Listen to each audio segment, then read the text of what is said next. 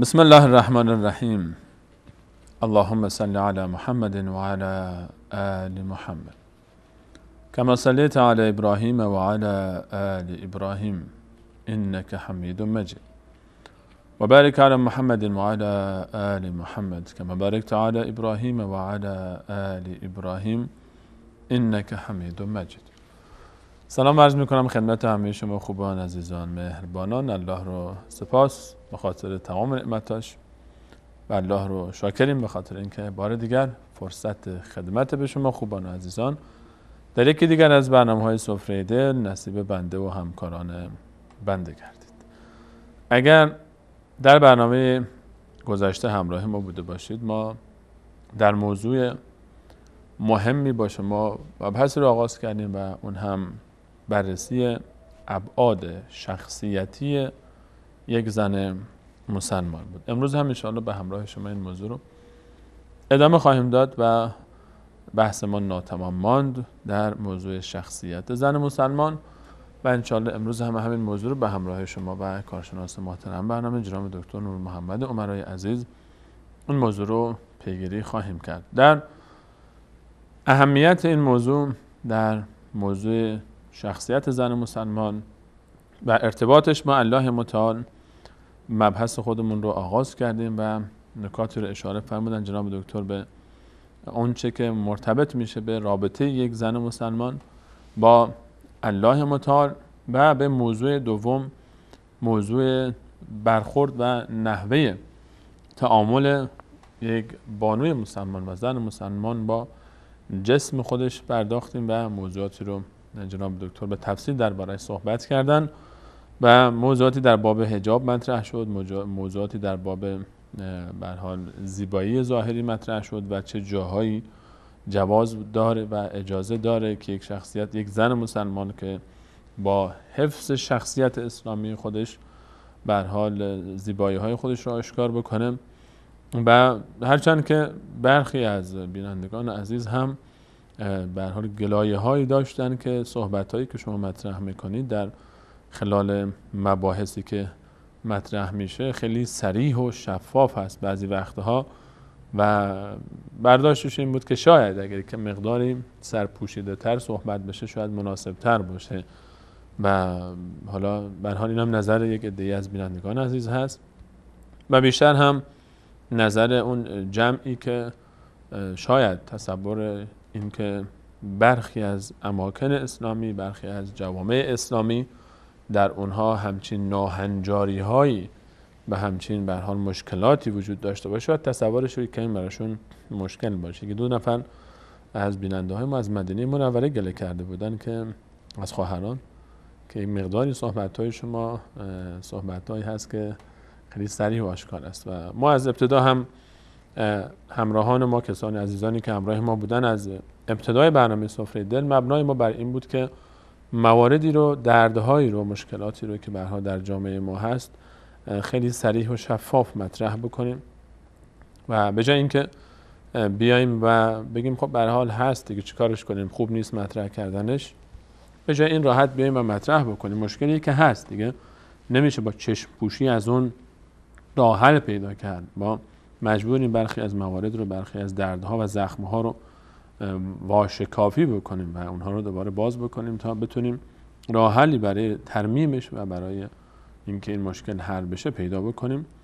و خب یکی بخش‌هایی از این مباحث هم برمیگرده به بحث تعامل و نقش زن، نقش زن در جامعه انسانی به صورت عموم و در جامعه اسلامی به صورت خصوص نقش بسیار مهمی است که کسی منکر این حقیقت نیست. و در رابطه و تعامل با به هر حال قشر زن از طرف مردها و یا هر طرف نقطه مقابلش هم تعامل زنها با مردها، نکاتی مهمی هست که ما بدون به هر حال پرده باید مسائلی مطرح بشه و گفته بشه و به دنبال راه حل بگردیم. اگر خدای نکرده در ماحول ما همچین مشکلی وجود داره بدونیم که چیکار باید بکنیم و خدای نکرده هیچ وقت قصد ما از صراحت لهجه و اینکه راحت مطرح بکنیم موضوعات رو اهانت و یا جسارت خدای نکرده به هیچ گروه خاص و یا قشر خاصی نبوده و نیست و به همین خاطر این رو من در ابتدا نیاز دیدم که مطرح بکنم این موضوع رو که احیانا اگر در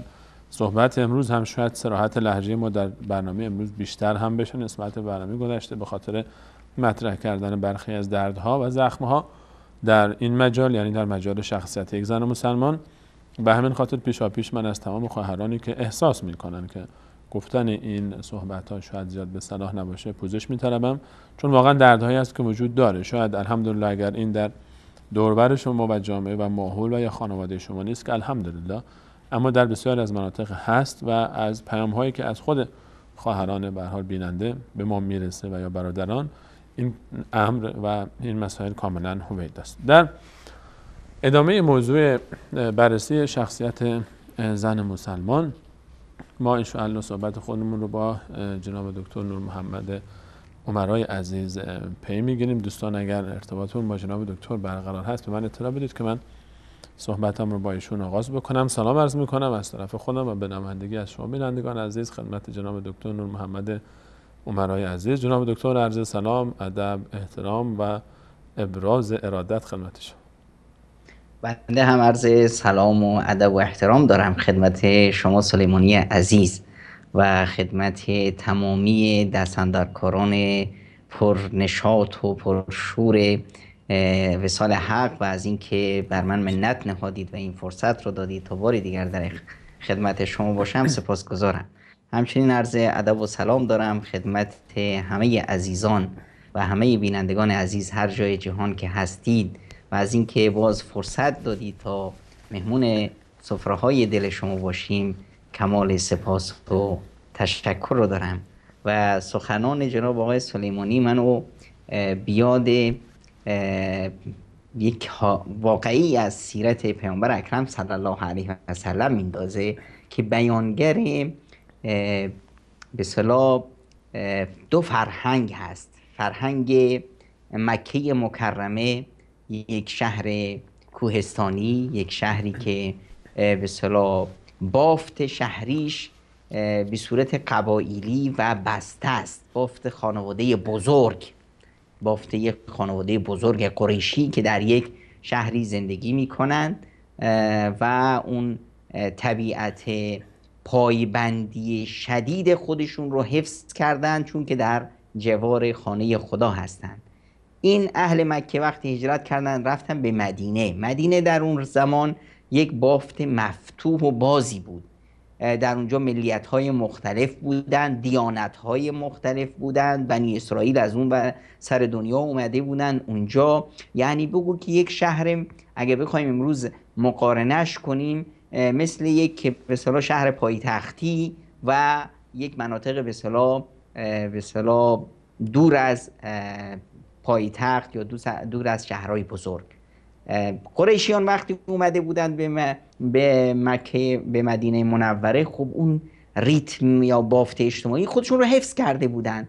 یک زن قریشی امکان نداشت مثلا تو چشم شوهرش نگاه کنه، یا امکان نداشت که مثلا در محضر پیامبر اکرم صلی الله علیه و سلم بتونه چشم رو بالا بگیره و یه سوالی بکنه. اما در مدینه منوره حرفا نبود. زنای انصاری می اومدند و مسائل خودشون رو همینطور رک بیان میکردند و از پیامبر اکرم صلی الله علیه و سلم یا از شوهراشون جواب میخواستند. خب اینه که حضرت ام المؤمنین عایشه بزرگوار، عایشه ای که به حق بانوی دانشمند اسلام هست، میفرمودند که رحم الله نساء الانصار. در وصف و ثنای زنان انصاری میفرمودند که خداوند زنای انصار را بیامرزه که حیا باعث نمیشد که اونا در دینشون فقیه بشن، در دینشون اون چیزی که نیاز هست بپرسن. پس رک بودن در دین یک شیوه و یک سنت نبوی است. به اصطلاح لا حیا فی الدین، در مسائل دین نباید حیا داشته باشیم، رک باشیم، همه چیز رو بگیم و با یک به اصطلاح پوستین خود ساخته حیایی که در واقع حیا نیست، فرار از واقعیت هست، فرار از آموختن هست، خودمون رو گول بزنیم، این شاید به اصطلاح شیوه درستی نباشه. ببخشید در ابتدای برنامه بنده میکروفون رو از جناب استاد سلیمانی گرفتم بدون اجازه. در خدمت شما هستم. خواهش میکنم جناب دکتر، اگر اجازه بدید ادامه موضوع رو با شما پی بگیریم. در باب به هر حال نحوه تعامل یک زن مسلمان با جسم خودش صحبت کردیم و ادامه موضوع قرار بود که درباره بحث تعامل یک زن مسلمان با روح و عقل خودش هم برای ما صحبت بکنید. در این باب اگر بحث رو آغاز بکنید ممنون میشه.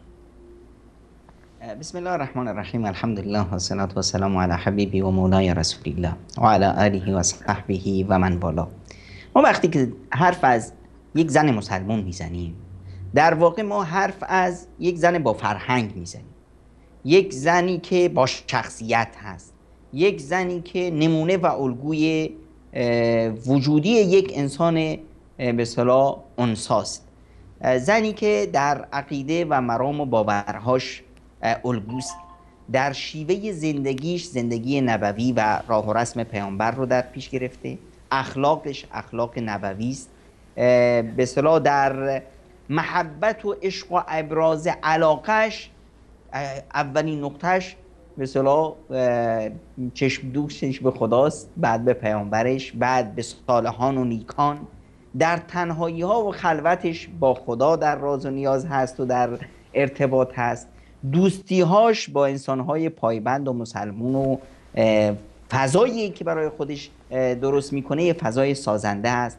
حتی اگر بدی و دشمنی داره با مفسدان هست، با ظالمان هست، با شیطان صفتان هست.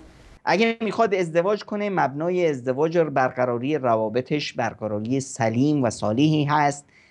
اگر میخواد که به اصطلاح وقتهای اضافی که داره همه رو در به اصطلاح مسیر درست استفاده میکنه. چرا؟ چون میدونه که برای رسیدن به سعادت و برای رسیدن به خوشبختی راه داره و اون هم همونی که بر مبنای کاتالوگ الهی، بر مبنای قرآن کریمی که براش رسم کرده بر اون بره. فمن اتبع هدای فلا یضل ولا یشقی. کسی که راه و رسم من رو در پیش گرفت هرگز گمراه نمیشه، هرگز بدبخت و نیکوبخت نمیشه. این زنی که ما گفتیم که باید، نه اینکه به اصطلاح اختیار داره که چون که من به اصطلاح زنم، مسلمونم، پایبندم، دیگه من باید خیلی خاکی باشم. نه خیر، باید به خودش برسه. از نظر ژست زیباش باید الگو باشه که زیباییش داد بکشه که این زن مسلمونی هست، زن کی هست که به اصطلاح نظافت در دینش نصف ایمان هست، طهارت و نظافت و زیبایی و رسیدگی به خودش. چرا که به اصطلاح شوهرش برش حقی داره، جسمش برش حقی داره، خداش هم برش حقی داره. و البته این زیبایی جناب دکتر، من یک پرانتز باز بکنم که سوء برداشت نشه، این زیبایی در همون محدوده‌ای که شرع به اون اجازه داده. دقیقاً و در همون جایی که شرع هم اجازه داده. وقتی که میگیم زیبایی، هر جایی زیبایی خودشو داره. زیبایی زن در خارج از خانه در پوشش حجابش هست، نحوه حجابش. همین حجاب رو اگر اومدی باش مسخش کردی، اومد به اصطلاح یک طرف میاد یه مانتویی میپوشه اسمش مانتو هست، اما در واقع این مانتو با یک به اصطلاح چتکه رنگ سیاه یا رنگ دیگه‌ای که به اصطلاح بگیری و بر تن این زن بمالی چندان فرقی نمیکنه. تمام جسم این زن رو توصیف میکنه، نشون میده. این در واقع حجاب نیست.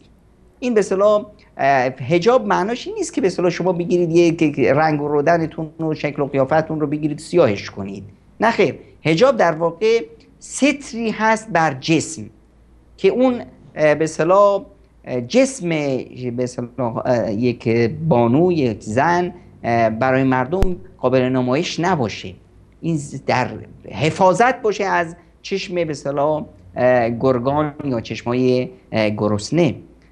پس در بیرون از خانه زیبایی زن معناش غیر از زیبایی زن در داخل خانه هست. زیبایی زن جلوی نامحرم غیر از زیبایی زن جلوی محرم هست. هر جایی پوشاک خودش رو داره و جای خودش رو داره و ما بهش تفصیلا اشاره کردیم. یه نقطه دیگه که هم مهم هست که زن بهش، یک زن مسلمون بهش رسیدگی کنه، جانب درایت و عقل و شعورش هست که فکرش، ایمانش، شیوه رابطهش با خدا، که این در واقع عنوان شخصیت اون هست. ما چطور یه زن رو میشناسیم؟ با درایتش، با عقلش. این عقل در واقع پاسبانی هست، پاسداری هست که اون رو راه خیر و شر رو به اون نشون میده، از بدی ها اون رو دور میکنه. خود به خود اگر این زن تونست عقلش رو بارور کنه، خود به خود همین عقله که اون رو سوق میده به سوی خوبی ها و از زشتی ها دورش میکنه. چرا خیلی از دختران ما تو منجلاب هایی میفتن که خودشون گم شدن، برده میشن، برده خواسته های دیگران، برده چشمه های گرسنه، برده رسم و رسوم جامعه، برده اون چیزی که بهشون تلقین میشه که باید اینطوری بپوشی، باید اینطوری رفتار کنی. اگه اینطوری رفتار نکردی تو افتاده ای، تو به اصطلاح متخلفی، تو نمیدونم اصولیگرایی، یک همچنین مارکایی که بهش میزنن. این چرا فرار میکنه به سوی این ارضاء خواسته های دیگران؟ چون که مشکل اینجا داره، مشکل تو قل رب زدنی علمان داره که نگفته که خدایا به من علم و به اصطلاح درایت عطا کن، تا عقلم پخته بشه، بتونم به اصطلاح این رو درک کنم. اینی که مثلا گفتیم که زنای انصاریان میرفتن از پیامبر اکرم صلی الله علیه و سلم همه چیز رو میپختیدن، واسه چی بود؟ واسه اینی که درایتشون بالا بره، عقلشون بالا بره. یادمون نره وقتی پیامبر خدا صلی الله علیه و سلم تو غار حرا می نشست، خدیجه کبرا که مسئولیت خانواده رو داشت، مسئولیت پدری برای دخترانش رو داشت، همراه مادر بودن، با این وجود خودش رو میکشون میبرد بالای کوه نور و پیش پیامبر خدا در غار حرا، تا همونطور که پیامبر در حال رشد و تکامل هست، به اصطلاح همسر هم به رشد و تعالی برسه و تکامل پیدا کنه.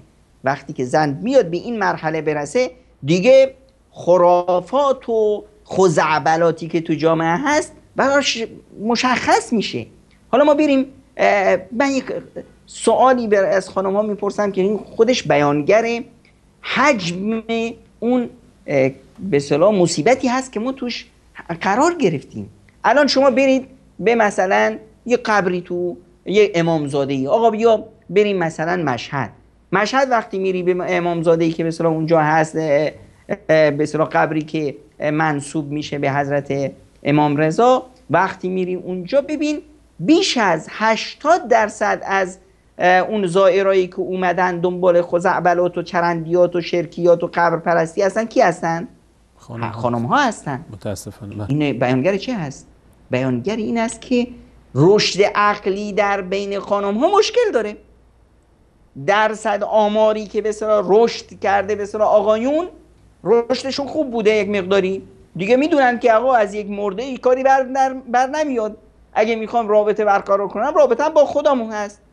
یه مرده بنده خدا تو قبرش میخواد چیکار کنه واسه من؟ میری پیش یه فالگیر، کیه که میره پیش فالگیر ها؟ بیشتر زنها هستن. میری نمیدونم پیش یه تعویض نویس و یه خرافات و یک نمیدونم از این مزخرفات و چرندیات، کی هستن؟ خانم‌ها هستن.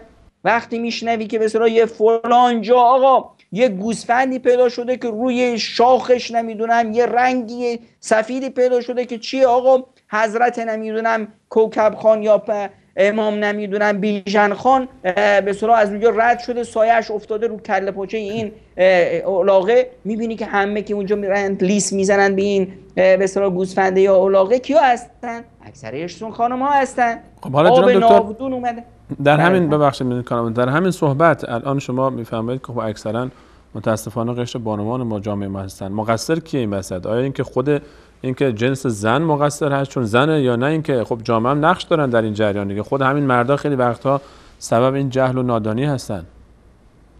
دقیقاً درسته که مثلا مرد به خاطر غرور خودش، به خاطر احیانا جهالتش سد راه به اصطلاح خانم‌ها شدن. اما من اینجا اگر قرار کسی ملامت بشه خود خانم‌ها هستند. چرا؟ آقای سلیمانی مگه همین خانم‌ها نیستند که وقتی میری دانشگاه، وقتی میری یک به اصطلاح مدرسه درصد بیشتر دانشجو کیا هستن؟ همین دخترها هستن. چرا دختر تونست خودش رو بر جامعه تحمیل کنه، بره به اصطلاح به نمیدونم رشته مهندسی بخونه، رشته نمیدونم فیزیک بخونه، نتونست بر همین جامعه خودش رو تحمیل کنه تا دینش رو یاد بگیره؟ نخیر. ما میخوایم به اصطلاح همیشه یک بیماری ما داریم که خوشمون میاد که مسئولیت رو بذاریم روی شونه کسی دیگه، بگیم آقا خاک به سرش بشه، اون به اصطلاح سد راه من بود، اگه اون نمی بود من این چنین بودم. نه خیر، تو اگه چند مرد حلاجی بیا نشون بده. کسی ممانعت نکرد از اینکه خانم ها بیان رشد پیدا کنند. تازه فرصت تعالی و رشد در آونة اخیر، در روزهای اخیر برای خانم ها خیلی مهیاتر است، بیشتر هست. به طور مثال اگر ما بخوایم بگیم آقایون مشغول زندگی و کار و تلاش هستن، خب خانم ها بیشتر که تو خونه هستن. الان حداقلش ما افرادی که بسیار فارسی زبان هستن یا فارسی فهم هستن 3 دانشگاه بزرگ اسلامی تو خونه 24 ساعت در حال فعالیت هست. وصال حق در حال فعالیت هست، شبکه جهانی نور در حال فعالیت هست، شبکه جهانی کلمه در حال فعالیت هست. الان دارن برای رشد و تعالی خانم ها زحمت میکشن. اگر فقط اینو یه خانمی بیاد همین شبکه رو باز کنه 24 ساعت فقط بشنوه، در حالی که به اصطلاح تو آشپزخونه‌اش مشغول است، در حالی که تو خونه‌اش کارهای خودش رو انجام میده، خیاطی خودش رو انجام میده، فقط گوش کنه، میبینیم که در ظرف 1 سال این میشه برای خودش یه فقیه، یه دانشمند، یک روانشناس، یک جامعه شناس. پس رشد و تعالی میدانش باز هست. اینی که ما میبینیم که به اصطلاح خانم ها به خودشون نرسیدن و هنوز هم خیلی ها دنبال خزعبلات و نمیدونم قبر پرستی و اینا هستن، این مشکل برمیگرده با خود خانم ها که باید اصلاحش کنن. پس میفرمایید که یکی از مواردی که باید مد نظر قرار بگیره اینه که یک زن مسلمان وقتی یک شخصیت قوی پیدا میکنه که توجه ویژه‌ای داشته باشه به اون چیزی که به هر حال به شخصیت فکری و اعتقادیش برمیگرده و در این بابت هم به هر حال باید به خودش رسیدگی بکنه دیگه. و همون چیزی که خانم ها الان حالی کمی سریعتر صحبت بکنیم، وقتی خواهری اینقدر به سر و روی خودش میرسه و به ظاهر خودش میرسه که به هر حال حقیقت انسان هم نیست و حقیقت انسان روحش هست، طبیعتاً باید در وهله اول قبل از اینکه به ظاهر خودش برسه به باطن خودش رسیدگی بکنه و شخصیت خودش رو پرورش بده. دقیقاً.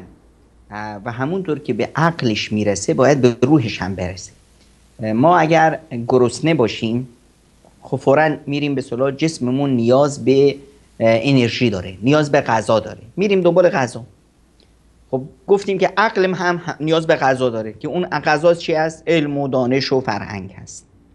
خب اگر این عقل رو ما بارور کردیم دیگه الان مثلا ما دیگه مشکلی به نام آمار سرسام آور طلاق نمی داشتیم. اگر عقل رو ما خوب بهش میرسیدیم امروز دیگه ما فاجعه روسبیگری قانونی یا مذهبی رو در مثلا ایران به نام صیغه و ازدواج موقت نمی داشتیم که یک انسان شهوتران بیاد خانم ها رو گول بزنه که ازدواج موقت. خب یعنی چی؟ فاحشه گری. خب این وقتی عقل نیست، درایت نیست، این مشکل به وجود میاد.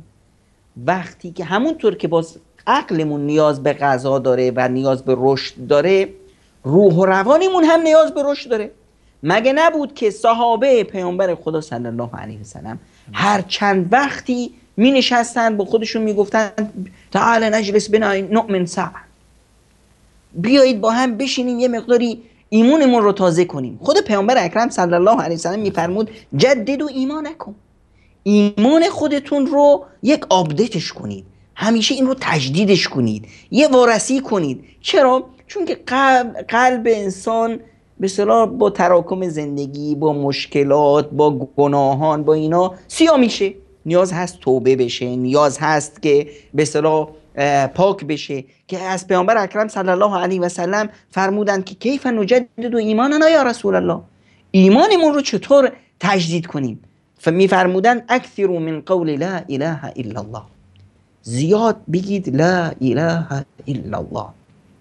لا اله الا الله یک چند کلمه نیست که تکرارش کنید، یک مفهوم هست، یک مرام زندگی است، یک شیوه و راه رسم اصلاح هست. لا اله الا الله، هیچ خدا و معبودی نیست مگر خدا یکتا. یعنی چی؟ یعنی من تابع فرمان هیچ که نیستم مگر خدای یکتا. من هیچ چیز رو قبول ندارم مگر اون چیزی که خدای یکتا به من امر کنه. من خدام رو قبول کردم و همیشه در یاد خدا هستم. وقتی در یاد خدا شدم، قانون دوم قرآن کریم میاد برای من، اون به اصطلاح فرمول دیگه، الا بذکر الله تطمئن القلوب. آگاه باشید که با یاد خداوند قلبها آرام میگیرد. آرامش و سعادت چی است؟ با ذکر خداست. ذکر خدا چی است؟ وجود و احساس خدا در همه چیز. در هر کاری که میکنم مد نظرم خداست، رضایت خدا، رسیدن به اصطلاح خوشنودی خدا، اون خدایی که حکیم هست، اون خدایی که رحیم هست، اون خدایی که منان هست، اون خدایی که کریم هست. این خدا منو رها نخواهد کرد. وقتی اینجور شد دیگه من شروع میکنم برای رشد و تعالی خودم از جامعه هم کمک میگیرم.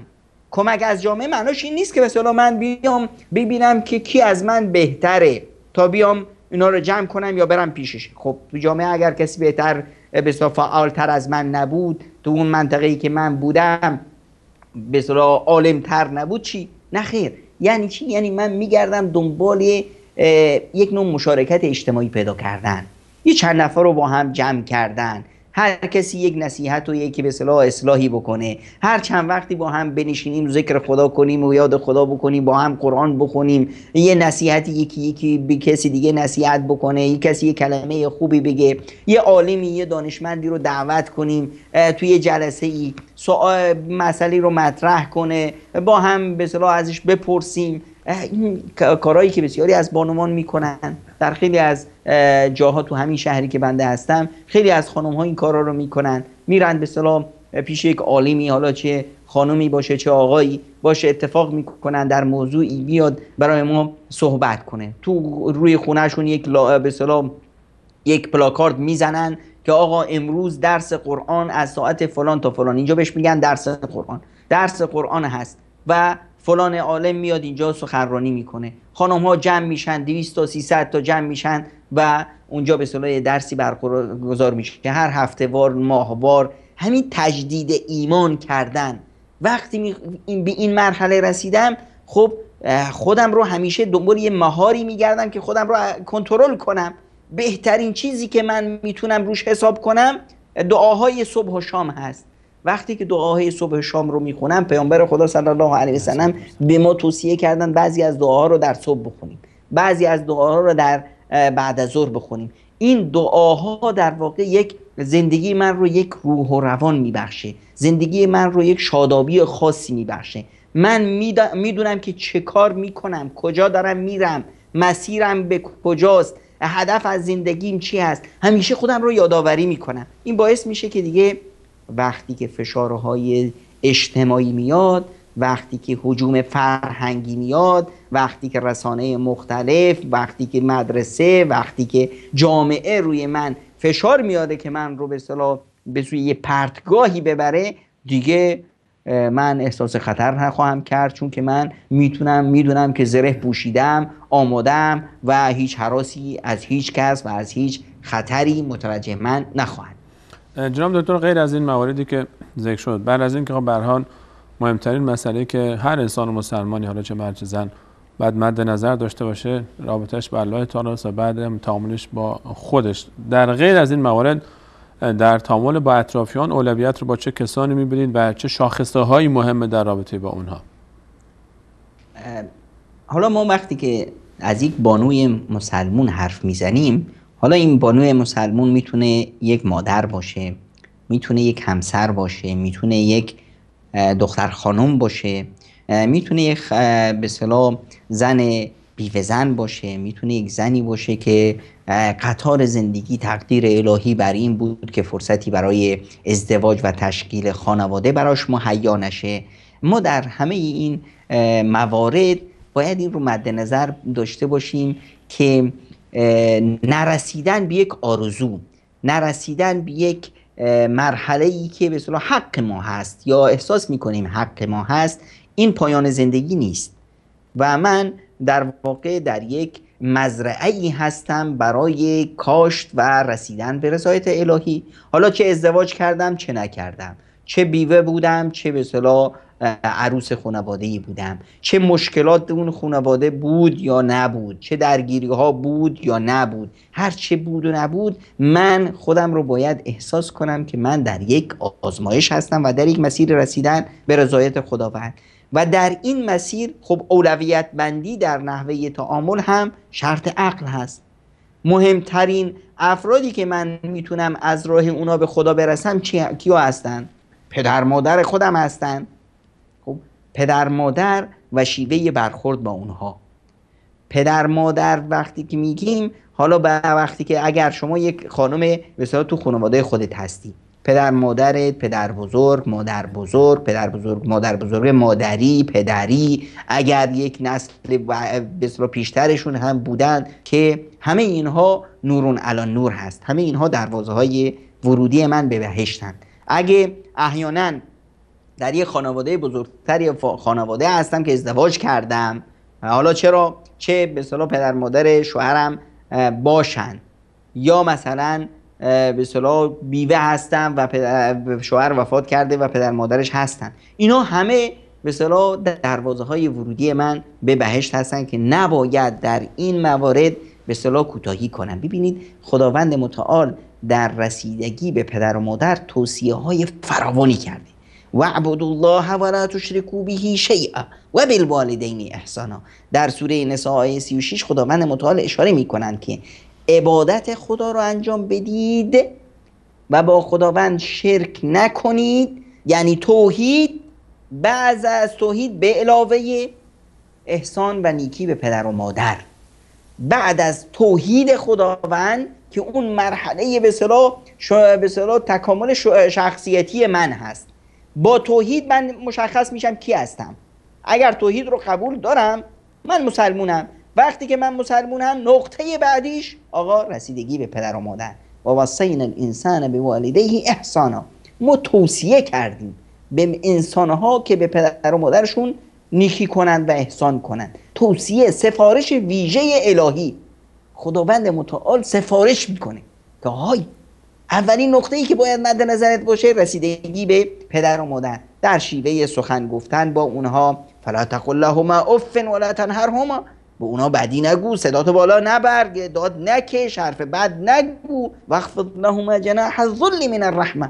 اونقدر خودت رو در زیر پای اونا بنداز که انگار که به سلام بال ذلت و خواری رو گذاشتی، اونا دارن روی به سلام اون بالاهای تو که به زمین افتادی دارن راه میرن.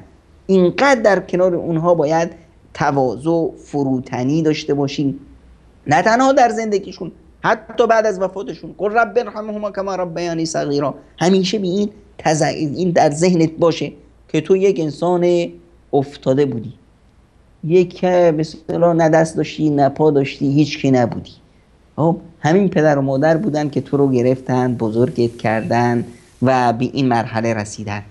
و همه این شادابی، همه این قدرت، همه این شخصیت، این خودت بودن، وجود تو مدیون به اصطلاح پدر و مادر هست. باید به اینها برسی و بدونی که اینها دروازه های ورودی شما به بهشت هستند. و همیشه هم از این بیم داشته باشی و ترس داشته باشی که نکنه کاری من انجام بدم، یک حرکتی از من صورت بگیره، یک حرفی من بزنم که باعث رنجش اونا بشه، باعث بشه که خدایی نکرده به اصطلاح باعث عقوق بشم، از من ناراحت بشم.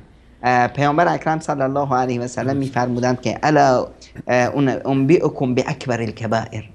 من شما رو یادآوری نکنم به بدترین، بزرگترین کبائر، یعنی گناهی که دیگه از اون بالاتر نباشه؟ گفتم بله یا رسول الله. فرمودن الاشراک بالله، اینی که انسان خدایی نکرده به خدا شرک بورزه، خدایی خدا رو زیر سوال ببره. وحدانیت خدا رو نادیده بگیره، بره پیش یک نمیدونم جادوگر و یک به اصطلاح تعویض نویس و نمیدونم یک امامزاده و نمیدونم یک گوساله و نمیدونم فلان و فلان. این نقطه اول که بزرگترین گناه است. بعد از اون فوراً و عقوق الوالدین، اینی که خدایی نکرده پدر و مادر انسانی اون رو عاقش کنن. در هر لحظه این رو مد نظرمون داشته باشیم، بیم داشته باشیم. پدر و مادر مهمونهایی هستند که هر لحظه شاید از پیش ما رخت بربندن. تصور کنید انسانی رو که تمام زندگیش به پدر و مادرش خوبی کرد، یک لحظه یه روز یک اشتباهی کرد، اونا رو اذیت کرد، داد کشید سرشون، دعوا کرد، رفت از خونه بیرون، یه ساعت دیگه برگشت. وقتی برگشت دید که اون پدره یا مادره چشاشو برای همیشه بسته. حالا ببینید که چقدر این برای این دردناک است که این پدر از این دنیا رخت بربست، در حالی که از پسرش یا از دخترش ناراحت بود. از این باید بیم داشته باشیم، بترسیم. و اینی که اگر حتی در قید زندگی نیستن، بعد از وفاتشون به اینا برسیم، به دوستای اونا رسیدگی، به دوستای پدر و مادر، به خویشاوندای پدر و مادر، در راه به اصطلاح برای اونها صدقه جاریه دادن، دعا کردن دیگه این کمترین حق هست که این رو باید همیشه یک انسان مؤمن در هر سجده‌ای در نمازش برای پدرش، برای مادرش، چه زنده باشن چه تو این دنیا باشند یا نباشند، براشون دعا کنه و خودش رو یک انسان صالحی کنه. چرا که دفتر اعمال هر انسانی بعد از وفاتش بسته میشه و از مواردی که هنوز حسابش روی نزد خداوند باز هست، ولد صالح یدعو له، فرزند نیکی که برای او دعا میکنه. نفرمودن که فرزندی که برای او دعا میکنه، نه خیر، فرزند نیکی که برای او دعا میکنه. چرا که اولا نیکیش خودش به حساب پدر و مادر هست، شما یکی از خوبی های پدر و مادرت هستی. ثانیاً چون که نیک هستی خداوند دعایت رو قبول میکنه. ثالثاً چون که نیک هستی دیگران شما رو میبینن، برای پدر و مادرت هم دعا میکنن. تا شما رو میبینن میگن خدا بیامرز پدر و مادرشو، واقعا پدر مادری بودن که این فرزند رو تربیت کردن، ماشاءالله خدا بیامرز پدرش رو، فلانی چه کاره به اصطلاح خوبی انجام میده. این نقطه خیلی نقطه مهمی هست که ما نباید یک زن مسلمون و حتی یک مرد مسلمون از اون غافل باشه. خیلی ممنونم جناب دکتر. اجازه بدید سری بزنیم اتاق فرمان، میان برنامه از دوستان بگیریم، برگردیم ان شاءالله باز به همراه شما بینندگان عزیز موضوع رو همچنان ادامه خواهیم.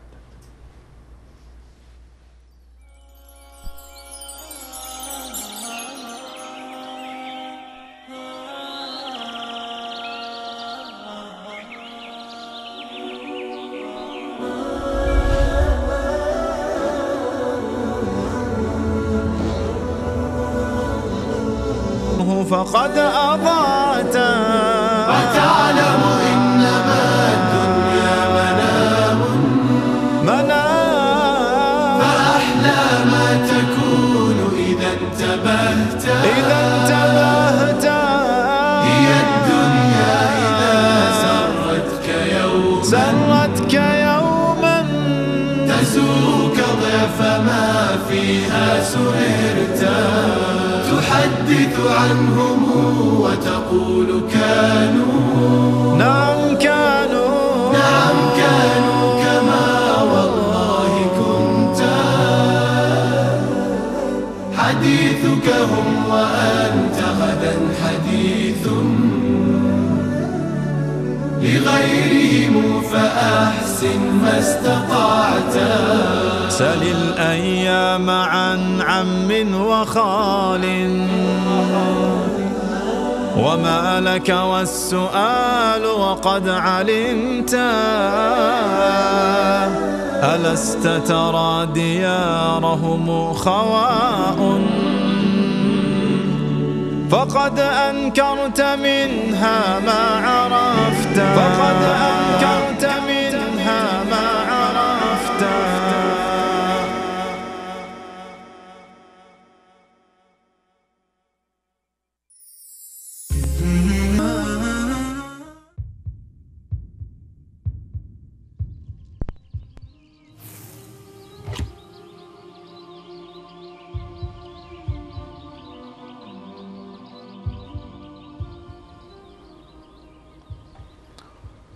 بله، سلام مجدد خدمت همه شما خوبان و عزیزان. همچنان با شما هستیم با ادامه موضوع شخصیت زن مسلمان. جناب دکتر عرض سلام مجدد از تعامل یک زن مسلمان با همسرش بگید، البته برای اون کسانی که ازدواج کردن دیگه طبعا، و خانمی شوهر داره.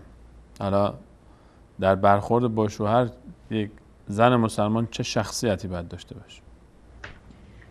بنده با آرزوی ازدواج برای همه اون خواهران و عزیزانی که هنوز فرصت ازدواج براشون مهیا نشده یا یک فرصتی رو تجربه کردند و بنا به دلایلی الان باز تنها زندگی میکنند، از خداوند منان برایشون آرزو دارم، تمنا دارم که زندگی مشترکی براشون مهیا کنند. آمین. در مورد خواهرانی که این فرصت براشون مهیا شده، من نمیخوام که فلسفه بافی کنم، میخوام یک قاعده کلی بیان کنم. از کی؟ از اون کسی که ما رو آفرید و با فطرت ما آشناست، چون که خودش اون فطرت رو سرشته است. خداوند متعال در سوره روم آیه 21 فرمودند و من آیاته ان خلق لکم من انفسکم ازواجا. خداوند از شما بنی آدم برایتون همسرانی رو آفرید، لتسکنوا الیها، تا در کنار هم سکونت و آرامش بیابید. و جعل بینکم مودة و رحمه، و در میان شما مودت و رحمت قرار داد.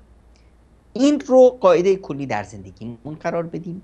باید شوهر یا همسر، به هر حال چه زن باشه چه مرد، در یک خانواده باید آرامش، سکون، مودت و رحمت باشه. در کنار این خداوند متعال فرمودن در وصف زنان برای آقایون و آقایون برای خانماشون، فرمودند که هن لباس لکم و انتم لباس لهن. اونا پوشش و لباس هستند برای شما و شما پوشش و لباس و ستر هستید برای اونها. یعنی اینی که اگر این پوشش و ستر برکنار رفت، اینجا یک خلل وجود داره. اگر سکونت نبود، اگر مودت نبود، اگر رحمت نبود در اون خانواده، اینجا یک مشکل وجود داره. و این مشکل رو کی ساخته؟ یکی از دو طرف، یکی از طرفین. چرا که این یک رابطه ای هست که دو طرف در کنار هم مثل تار و پود یک لباس این رو درست میکنن، یک انسجامی به وجود میارن.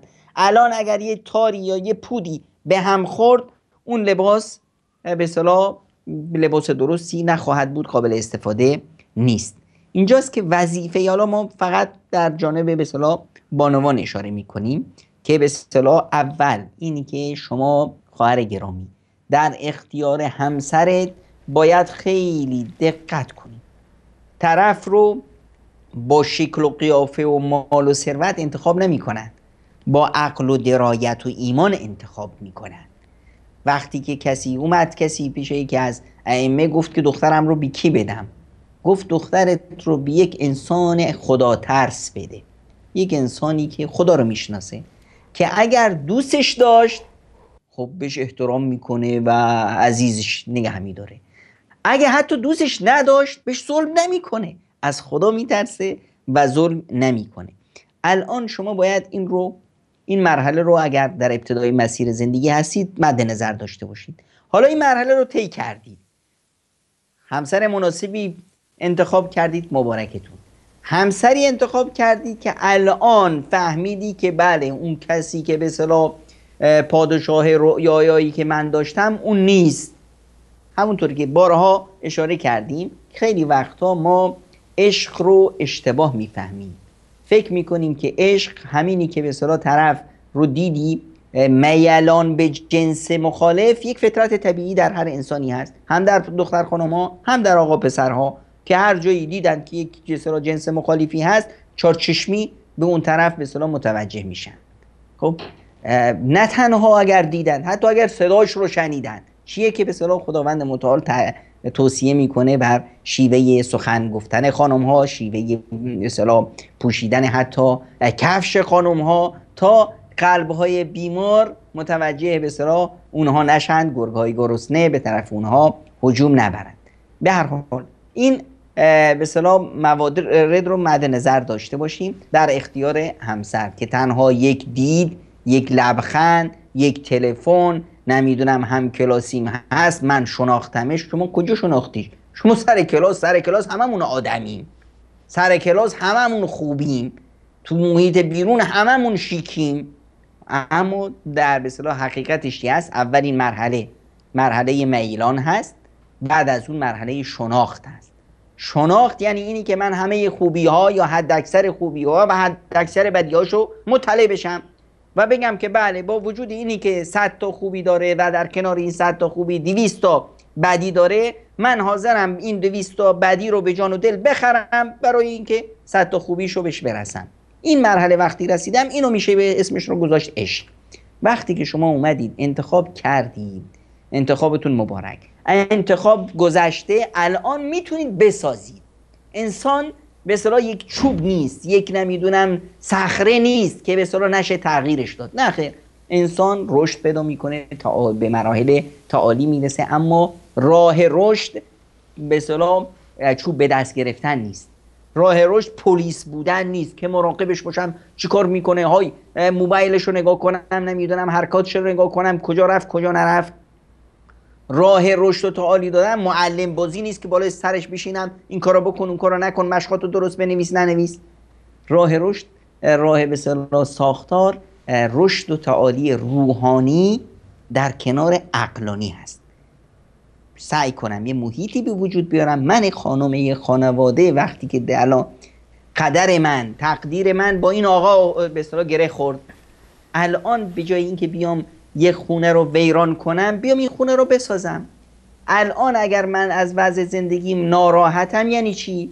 یعنی من یک کلبه ای دارم، یک به اصطلاح خونه ای بهم رسیده، از به اصطلاح زیر آفتاب و بارون من آوردم پناه آوردم، اما این خونه من مشکل داره، درش شکسته، سقفش به اصطلاح آب میده، دیوارش ترک ورداشته. الان من دو راه بیشتر جلوی نیست، یا اینی که این خونه رو بندازم کنار، برم تو همون صحرا زیر آفتاب وایسم، تو بارون و تو آفتاب بسوزم و بسازم، یا اینی که همین خونه شکسته و به اصطلاح اوراق شده رو بگیرم درستش کنم. درست کردنش خب زحمت داره، تلاش داره، دست آدم خون میشه، نمیدونم دست آدم میشکنه، دیوار رو بالا برد، نمیدونم چرکش رو گرفت، سقف رو درست کرد. بله همه اینا حرف شما درست، همه اینا درست هست. اینه که به اصطلاح یک زن مسلمون این مسائل رو مد نظر داشته باشه. در قضیه به اصطلاح خانواده، اطاعت از شوهر یک محوری هست که روش خیلی بحث میشه. به اصطلاح چرا؟ چون که طبیعت و فطرت مرد اینطوری هست. فطرت مرد اینه که به اصطلاح مدیریت کنه، داد بزنه، نمیدونم خودی نشون بده، بازوی نشون بده که منم پهلوونم. و در این حال خداوندی که زن رو آفریده، زن نیاز به یک بالا سر داره، نیاز داره که کسی بالای سرش باشه، که همینی که به اصطلاح اون مرد همون به اصطلاح به قول خودمون سبیل کلفت بازی در بیاره، زن احساس آرامش میکنه، احساس میکنه که یک پاسداری هست، یک پایگاهی هست که داره ازش حمایت میکنه، ترس و واهمه از زندگیش کنار میره، جرأت پیدا میکنه، در مسیر زندگی دلگرم میشه. اینه که روی مسائل به اصطلاح میگیم که پیامبر اکرم صلی الله علیه و سلم فرمودند هر زنی که مرد، وفات کرد و زوجها عنها راض دخلت الجنه، هر زنی که وفات کرد، چشم از این دنیا بست و شوهرش از او راضی بود، خوشنود بود، مستقیم میره بهشت. فرصت های رفتن به بهشت برای زن خیلی بیشتر از مرد و رسیدن به اونها خیلی راحت تر تا مرد. مرد باید بره جون بکنه، بره جهاد کنه، در راه خدا تلاش کنه. زن تو خونش بشینه، درست یک انسان درست باشه، خودش رو خوب بسازه، به خودش خوب برسه، رفت بهشت به همین سادگی. و پیامبر اکرم صلی الله علیه و سلم فرمودند که الا اخبرکم بنسائکم فی الجنه، شما رو نگم که کیند زنای شما تو بهشت؟ خب صحابه تو همین رو بشنند که والا ما هم بشنیم که زنامون کیند تو بهشت، بگیم بلا یا رسول الله بفرمایید. فرمودند که ودود و ودود اذا اغضبت او اسیء الیها، زنی که خوش طبعه، خوش خنده است، به اصطلاح ودود هست، دوست داشتنیه برای شوهرش، ولود هست، براش بچه میاره، خانواده رو مدیریت میکنه، رهبری خانواده با اون هست. اگه عصبانیش کردن یا حتی اگهش بهش به اصطلاح بد گفتن یا شوهرش روش داد کشید، عصبانی شد، چیکار میکنه؟ قالت هذه یدی فی یدک لا اکتحل بغمض حتی ترضى. این شیوه زن، این زن عاقل است که نمیذاره تار و پود خانواده از هم بپاشه. میاد بهش توهین شده، روش داد کشیدن، بد و بیراش گفتن، شوهره همین کارا رو این شوهره بدجنسه کرده ها، میاد چیکار میکنه؟ با این وجود میاد دست شوهرش رو میگیره، میگه قربونت برم، این دستم تو دستت، من با خدا نمیتونم چشم رو چشم بذارم مگه این که تو از من راضی باشی. یه لبخند بزن، اشتباه کردم، باشه حق با شما، حالا شما کوتاه بیا، بدی از من بود، حالا بدی از خودش نیست ها، حق به جانبه، اما میاد کوتاه میاد. یعنی چی؟ همیشه ما در خانه باید یه تارمویی بین زن و مرد باشه. این تارمو رو در اصطلاح سیاسی بهش میگن که به اصطلاح تارموی معاویه. برای چی؟ از حضرت معاویه پرسیدن رضی الله عنه که تو این حکومت رو چطور اداره میکنی؟ این حکومتی که توش این همه تشنج بود، این همه اختلافات بود، اینا رو چطور تو مهار کردی؟ فرمودند که من بین خودم و ملت یه تارمویی گذاشتم، وقتی ملت اینو به طرف خودشون میکشن من رهاش میکنم، شلش میکنم تا کنده نشه. وقتی اونا شلش کردن من محکم میکشم تا باز هم به اصطلاح خراب نشه و کنده نشه و تارمو همینطور مستقیم بمونه. زن و شوهر باید همین حالت رو با هم داشته باشن تا وقتی که شوهره بنا به دلایلی سوء تفاهمی شد، جای دیگه عصبانی شده، خب میخواد خودشو خالی کنه، به هر حال یک مشکلی پیش اومده، شوهره وقتی از کوره در میره باید زن کنار بیاد، به اصطلاح شاخ به شاخ نشه، خروس جنگی رو نندازه، هر چی میگه بگه چشم حق با شماست، بله اشتباه از من بود، حالا اشتباه از خودش نیست. و پیامبر خدا صلی الله علیه و سلم میفرمایند که من ضمانت میکنم، ضامنم برای قصری در بهشت، ضمانت قصری در بهشت برای کی؟ لمن ترک المراء و ان کان احق بها، کسی که مجادله نکرد، شاخ به شاخ نشد، حتی وقتی که حق با اونه، حق با خودشه اما کنار میاد. چرا؟ چون این حالت طبیعی نیست، یه حالت تشنجی هست، این درگیریه، جنگه. تو این جنگ باید اول آتش بس بشه.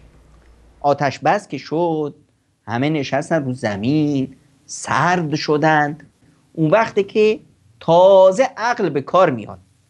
در وقت بسیار تشنج عقل فوراً کیپ میکنه، هیچ استفاده نمیشه. چیزی که هست عاطفه است، قلدری است، خود نشون دادنه، انانیت و خودخواهی هست. وقتی آتش بس شد خب عقل به کار میاد، اون کسی که اشتباه کرده یا از خودش خجالت میکشه یا جرأتش بیشتر شد معذرت خواهی میکنه، قضیه حل شد. اینه که پیامبر خدا صلی الله علیه و سلم به خانم ها این توصیه رو میکنه.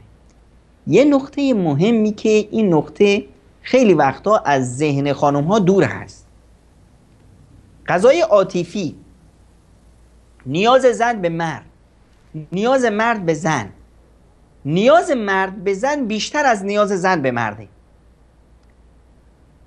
و قدرت تصرف اشتباه در مرد یا قدرت به اصطلاح رسیدن به اشباع خودش بیشتر هست. بی معنا که میتونه مثلا بره تجدید فراش بکنه، بره دنبال یه زن دیگه. واسه همینه که پیامبر اکرم صلی الله علیه و سلم میفرمایند که اگر یک مردی زنش رو خواست، نیاز عاطفی داره، زنش رو خواست اما زنه بنا به دلایلی سرپیچی کرد و اون مرد فبات غضبان علیها، اون مرد با عصبانیت خوابید و به اصطلاح توجه نشد و این مسئله حل نشد. لعنتها الملائکه حتی تصبح، فرشتگان تمام اون شب تا صبح این زن رو نفرین میکنن. واسه چی؟ مگه این یه مسئله خیلی کوچیکی هست؟ چرا فرشتگان نفرین میکنن؟ بله، چرا که این مسئله پیامدهاش بسیار خطرناک است. یعنی در واقع خیلی راحت تر وقتی بخوام بگیم یک کسی گرسنه است میخواست غذا بخوره، شما حلال رو بهش ندادی، چه کار میخواهد کرد؟ میره دزدی میکنه. شکم گرسنه است میره به اصطلاح از راه حرام اون رو اشباع میکنه. این مرد در این زن با همین حرکت نادانسته خودش که شاید هم قصد زیاد بدی هم نداشته باشه، مرد رو تشویق کرد به سوی حرام. حرام رفتن مرد به لغزش مرد یعنی چی؟ یعنی فساد اجتماع، جامعه رو به آلوده کردن. جامعه رو آلوده کردن پیامدهای بعدیش هم داره و این آلودگیش گسترش پیدا میکنه، میتونه به قتل و غارت بکشه، میتونه به هرج و مرج بکشه، چیزی که بسیار در ظاهرش ما اون رو خیلی خیلی کوچیک میبینیم اما در واقع یک مسئله بسیار حاد هست. واسه همینه که پیامبر اکرم صلی الله علیه و سلم اینطور بیانش میکنند که فرشتگان اون زن رو نفرین میکنن. حالا این مرد برای به اصطلاح اشباع جانب عاطفیش نیاز هست که این زن چشش رو هم پر کنه. با عرض پوزش بعضی از خانم ها این رو درک نکردن که تنها جانب عاطفی این نیست. ببینید ما وقتی سفره رو پهن میکنیم، چرا ما سفره پهن میکنیم؟ چرا تو این سفره آقا سالاد رو به یک طریقه و یک ذوق و سلیقه‌ای میچینیم، نمیدونم خورش رو با یک ذوق و سلیقه خاصی درست میکنیم، برنجمون رو با یک ذوق و سلیقه خاصی میاریم رو سفره میچینیم. چرا این کار رو میکنیم؟ میگیم که آقا این چشممون رو میخوایم پر کنیم. زیبایی یک نیاز هست. خب ما میتونستیم همین غذا رو، همین برنج و همین نمیدونم خورش و همین سالاد و همه رو بریزیم تو آشپزخونه، تو یک به اصطلاح ظرفی هم به همش بزنیم، بالا پایینش بزنیم، بیاریم همینجور، همین کاری که تو معده میشه. خب اگه قراره تو معده اینجور بشه، چرا ما قبل از معده این کارو نکنیم؟ اما این کارو نمی‌کنیم. دیگ میاریم میذاریم سر سفره دیگه. دقیقاً. چرا این کارو نمی‌کنیم؟ چون که نیاز تنها شکم نیست. باید زبون لذت ببریم، باید چشم لذت ببره، باید بینیمون لذت ببره از بوی زیبای به اصطلاح غذا. همینطور هم در جانب عاطفیش. جانب عاطفی نباید مرد مثلا یا زن از مردش بوی بدی احساس کنه، نباید شکل و قیافش به هم ریخته باشه و که به اصطلاح چشش پر نشه. خب اون خانم هایی که به اصطلاح به خودشون نمیرسن، که به اصطلاح خیلی آدمای خوبی هستن، خودشون رو گول میزنن، خب نمیتونن چشم شوهرشون رو پر کنن. این شوهری که چشش اینور و اونور تو خیابون میگرده دنبال یک زن به اصطلاح رنگ رودنی، این در واقع جنایتکار اول، مجرم اول خانمش هست. وقتی خانمش نتونست این رو چشش رو پر کنه، اون وقته که این دنبال به اصطلاح چپ و راست میگرده. چرا مثلا در برنامه‌های قدیم که داشتیم بعضی از خانم‌ها تلفن می‌کردن، بعضی مسائل رو مطرح می‌کردن، ما توصیه می‌کردیم که مثلا هیچ وقت نگذار که شوهر تنها بره حمام، هیچ وقت به اصطلاح در پیش شوهر جولیده و پولیده نباش. تا چی؟ تا چشش رو پر کنی، تا این چشم منحرف نشه. چشی که منحرف شد، خب دیگه اون وقت آتیش که اومد دیگه باز ننال که چرا شوهرم زن دوم گرفت. خب زن دوم گرفت، الان مثلا میبینیم که بعضی وقتی شوهرش زن دوم میگیره، این زنه هر روز پوشاکش به خودش رسیدنش به اصطلاح یک شیوه الانه که این زن اول بیادش میاد آی آی آی من از قافله عقب موندم ها، دیگه شروع میکنه به اصطلاح به خودش رسیدن، بعد دیگه نالیدن. همین باز هم وقتی که میناله چیکار میشه؟ همیشه برای خانم هایی که به اصطلاح شوهراشون زن دوم گرفتن، رقابت در به دست آوردن زن به اصطلاح قلب شوهر در نالیدن نیست، در بد و بیرا گفتن زن دوم نیست یا زن اول. خب اینجا چی هست؟ رقابت در به دست آوردن قلب شوهر است، در پر کردن چش و گوش و دماغ و بینیش هست، در شاد کردنش هست، در به اصطلاح راضی بودن به اون به اصطلاح زندگی که برامون به اصطلاح به وجود اومده. جناب دکتر اگر اجازه بدید تو همین جریان تا دور نشدیم از موضوع، شما اشاره فرمودید به بحث این که مثلا وظیفه یک خانم در برابر شوهرش و همسرش این است که چش و گوشش رو پر بکنه و به هر حال سعی بکنه که زیبایی‌های خودش رو براش به هر حال منصه نمایش بگذاره. اما در برخی از فضاها این مجال شاید فراهم نمیشه. مثلا الان خانمی یک جای ازدواج کرده و داماد یا مرد به همراه خانواده پدری و مادری خودش داره در یک فضای زندگی میکنه که اون فضای اجازه رو به این خانم نمیده. به هر حال این عروس خانم اون آزادی رو که باید داشته باشه در اون فضا برای شوهر خودش نداره. حالا از این طرف دیگه خود مرد هم شاید مثلا داماد هم این امکانات فراهم نیست براش که یک فضای خلوت‌تری رو کرایه بکنه، به هر حال اجاره بکنه، یه فضای خاصی داشته باشه جداگانه. خب در همچین مواردی چیکار باید کرد؟ الان اینجا کی مقصره و راه حل چیه اینجا؟ ببینید آقا سلیمانی، هر فضایی زیبایی خودش رو داره. خب ما فکر میکنیم که همیشه وقتی که مثلا وقتی صحرانشینیم، هی آقا کجا بریم فلان جا کوهستان همش گله، همش کوه ها همش درخته، بریم کشمیر، بریم کجا، زیبایی خودش رو داره. اما واسه همین کشمیری و واسه همین کسی که تو این جنگلات هست بگی که کجا میخوای بری سفر، میگه آقا بریم کویر، اونجا یه صحراست، صحرا چه زیباست. بر جای زیبایی خودش رو داره. اون کسی که فضایی داره که به اصطلاح یه خانواده مستقل پیدا کرده، خداوند رزق و روزی داده، خونه‌ای برای خودش اجاره داره، خونه‌ای صاحب خونه است، خب این یک نعمت بزرگه و خونه بزرگ و گشاد داشتن خودش یه نعمت است. خب چرا؟ چون که در اون خونه میدان آزادی ها خیلی گسترش پیدا میکنه. اما خونه دیگه، اون خونه‌ای که تو اون خونه یه خانواده بزرگ زندگی میکنن، چند نسل در کنار هم زندگی میکنن، این باز فضای زیبای خودش رو داره. یکی از زیبایی ها و فرصت هایی که تو این خونه هست که زن میتونه با خدمت کردن به پدر و مادر شوهرش خودش رو تو قلب شوهرش جا بزنه. هر چه باشه شوهر، هر کی باشه، هر چه آدم بدجنسی هم باشه، امکان نداره که پدر مادرش رو دوست نداشته باشه. حتی اگر آدم عاقی باشه که خودش به پدر مادرش خوبی نکنه، اما وقتی کسی به پدر مادرش خوبی بکنه، این رو هرگز امکان نداره فراموش کنه. اینجاست که این زن میتونه از راه پدر مادر شوهرش و رسیدگی به خیشار شوهرش خودش رو تو قلب شوهرش جا بده و برعکس هم شوهر هم وقتی که در مادر زنش میرسه همچنین حالتی رو به اصطلاح همچنین فضایی رو به وجود میاره.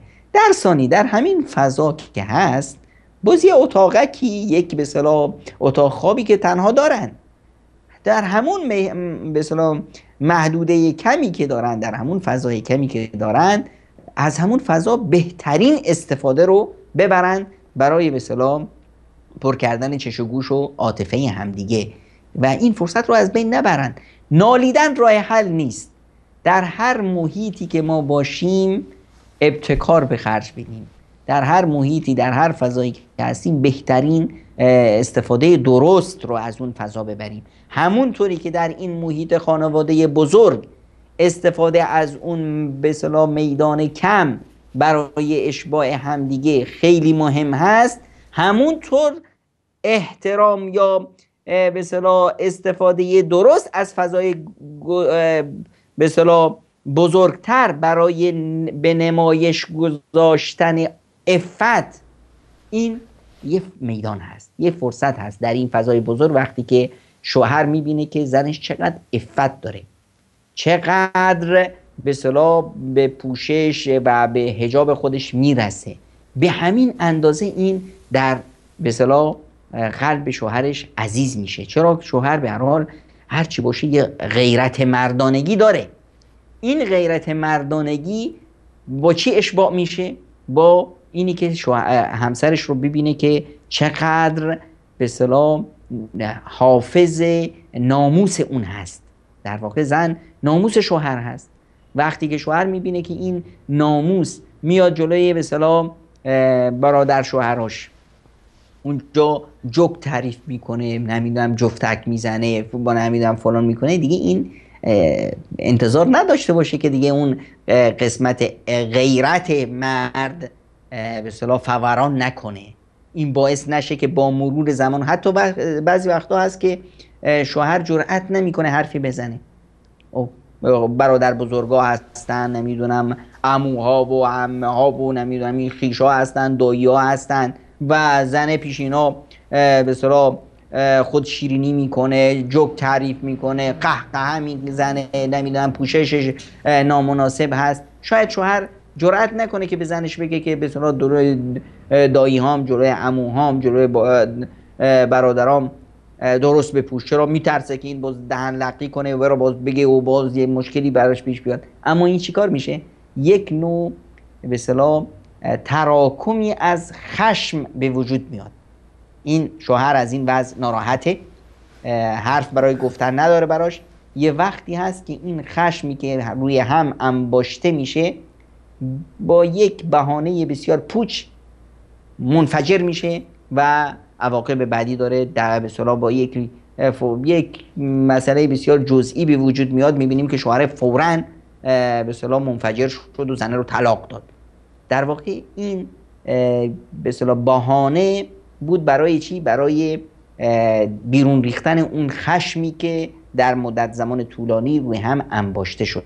این نکته رو باید خانم ها مد نظر داشته باشند و در اینجا جا داره که من به یک نقطه ای اشاره کنم که یکی از خانم ها اومد پیش ام المؤمنین عایشه صدیقه، بانوی دانشمند اسلام، و ام المؤمنین، کسی که دست برآورده پیامبر خدا صلی الله علیه و سلم، شاگرد ممتاز مکتب رسول الله، ازشون پرسیدند که من چطور خودم رو برای شوهرم زینت بدم، نحوه به اصطلاح پوشیدن زیورآلات و خوشگل کردن و خودش. فرمودن که اگر میتونی چشاتو از حدقه در بیاری و یه جور خوشگلتر این چشاتو دوباره برگردونی جای خودش، برای شوهر این کار رو بکن. یعنی چی؟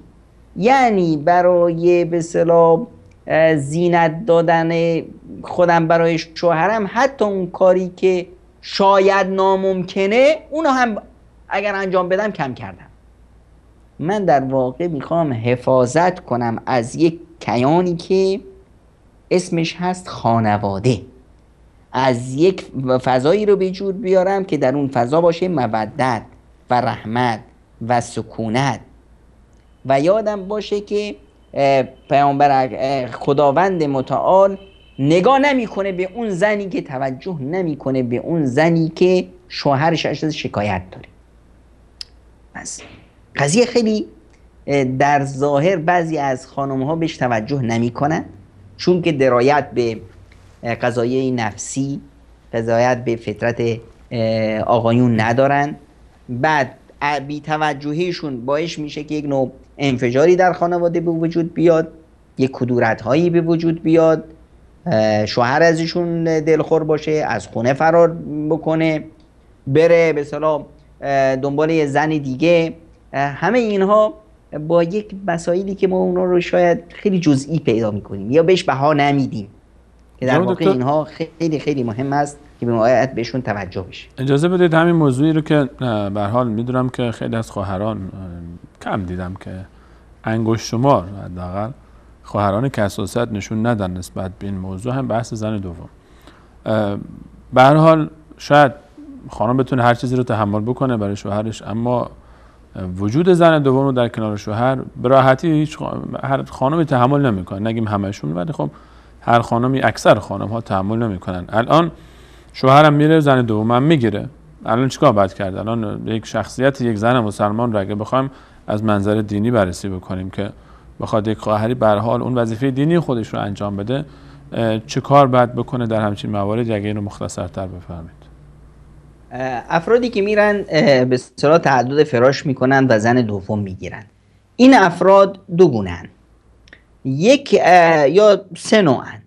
یه نوعش اونی هست که برای اصلاح جامعه و خدمت به جامعه، رسیدن به یک بیوه زن، رسیدن به یک زن بی سرپرست، رسیدن به یک دختری که به اصطلاح ازدواج نکرده، رفع به اصطلاح مشکل انوثت در جامعه. این ازدواج میکنه که این از بزرگترین عبادت هاست که من هر جایی همچنین فردی رو میبینم دستش رو میبوسم و از همه خانم ها که به اصطلاح شوهراشون با این نیت ازدواج میکنن، با این درایت ازدواج میکنم، میخوام که دست شوهراشون رو ببوسن و در کنار شوهرشون باشن که این شوهر به اصطلاح به خاطر حمل برداشت که یک فشار بسیار بزرگی که روی جامعه هست، این داره شونه‌اش رو به اصطلاح پایین انداخته، داره این بار رو متحمل میشه. شما در کنارش باشید و بهش کمک کنید. این یک مورد هست. یه موردی هست که اشتباه از زن هست. زن نتونسته جانب عاطفی شوهرش رو اشباع کنه و در واقع این زنی که شوهرش رو هل داده و شوهر رفته یک ازدواج مجدد کرده. در این حالت هم حالا یک کاریه که من کردم دیگه، کسی که خربزه میخوره پای لرزش هم میشینه. اشتباه چون از من بوده باید تحمل کنم و به اصطلاح این مسئله رو باش کنار بیام. یک حالت دیگه است که خود شوهر یا به اصطلاح نیاز داره، نیازش نتونه اشباع بشه، یا بنا به دلایلی یک نوع لغزش های به اصطلاح اخلاقی داشته، به این ور چپ و راست زیاد نگاه میکرده، به هر حال یک نوع برداشت های اشتباهی بوده، هر موردی بوده ازدواج کرد. در هر صورت الان یک ازدواج صورت گرفته. من الان دو راه دارم، یا اینی که با این یک نیم شوهر بسازم، یا اینی که همین نیمه رو هم از دست بدم. پس عقل میگه که یه نیم نون داشته باشی بهتر از اینه که هیچ نونی نداشته باشی. پس بیاییم عاقلانه با این مسائل برخورد کنیم و اینی که یک به هر حال تقدیر الهی بود. شوهر رفت زن دوم گرفت، سوم گرفت، چهارم گرفت. شما به جای اینی که بیایید به اصطلاح صد راهش موی دماغ شوهرت باشی، زندگی رو برای خودت و برای شوهرت جهنم کنی، بیاییم در کنار هم و با قبول کردن این واقعیت در کنار هم زندگی مسالمت آمیز و خوبی داشته باشیم و سعی کنیم موفق ترین زن اونی که بیشتر بتونه به شوهرش برسونه که در کنارش هست و برای حل مشکلات به اصطلاح در کنارش هست و براش مشکل سازی نمیکنه. تا بیشتر مشکل سازی کردی، تا بیشتر به اصطلاح داد و فریاد کردی و به اصطلاح فضای خانوادگی رو آلوده کردی با حرفای بیهوده گفتن، با نمیدونم گریه و دعازاری و نفرین کردن وضعیت خودش، به همین اندازه از قلب شوهرت فاصله میگیری و هرچی شما از قلبش بیشتر فاصله بگیری، زن دوم بیشتر جا رو پر میکنه. پس به جای اینی که بیاییم خودمون رو داغون کنیم، خانوادهمون رو داغون کنیم، اعصابمون رو خرد کنیم، خدامون رو از خودمون ناراضی، زندگیمون رو تلخ و همه محیط فامیل رو متشنج کنیم، بیاییم ما این رو باش کنار بیاییم و با این واقعیت بسازیم. نه تنها این، بلکه کاری کنیم که دیگران جرأت نکنن در محیط خانوادگی ما دخالت کنن. چون که در محیطی که به اصطلاح یک شخصی میاد یه زن دیگه میگیره، حتی اگر این دوتا زن با هم خیلی خیلی خوب باشن، این محیط خیلی خیلی خوب باشه، زنهای همسایه، افراد دیگر که تا این رو میبینن، اگر این به اصطلاح سوژه به عنوان یک سوژه موفقی در جامعه مطرح بشه، اونها احساس خطر میکنن. اینه که همه زنهای همسایه و اینور اونور بسیج میشن برای بدنام کردن این خانواده. اگه اینا با هم خیلی خوب باشن، اونا میگن بدن. حالا اگر خودتون بد بودی دیگه میخواید چیکار کنن مردم؟ این وقتی که به اصطلاح این یک نوع انسجامی رو ما به وجود بیاریم و بدونیم که این یک آزمایش الهی است، خداوند من رو به این صورت آزمایش کرده و من در یک مسیری برای رضایت خداوند فعالیت میکنم و میخوام به بهشت برین برسم. الان نباید نه اینکه به دیگران اجازه بدم که حرف بزنم و من نمیتونم دهن دیگران رو ببندم، اما میتونم یک الگوی نمونه ای رو به جامعه تلقین کنم. جامعه ای که یک هفته، 2 هفته، 1 ماه، 1 سال به سمپاشی میکنه، بعدش مجبور میشه با این به اصطلاح خوبی من آفرین بگه و به اصطلاح این شایعات از بین میره و خود به خود این خانواده به عنوان یک الگوی نیکو در جامعه مطرح خواهد شد. انشاءالله که همه خواهرانی که همسرانشون رفتن زن دوم گرفتن، زن سوم گرفتن یا شاید زن چهارم گرفتن، بالاخره یک واقعیتی که باید پذیرفت دیگه، حالا چیکار میشه که انشاءالله که بتونن اون تصمیم گیری درستی رو که شایسته هست اون رو انجام بدن. برخورد و تعامل یک زن مسلمان، چه ازدواج کرده باشه چه نکرده باشه، با اطرافیان از خویشاوندان، پسر عمو، پسر دایی، پسر عمه، پسر خاله، برادر شوهر، اینها مواردی هست که قابل تأمله. به نظر شما چطور باید باشه؟ جوابش اجازه بدید بعد از یک میان برنامه از جناب دکتر بشنویم. میان برنامه میبینیم، با شما برمیگردیم، در خدمت شما خواهیم بود با این موضوع.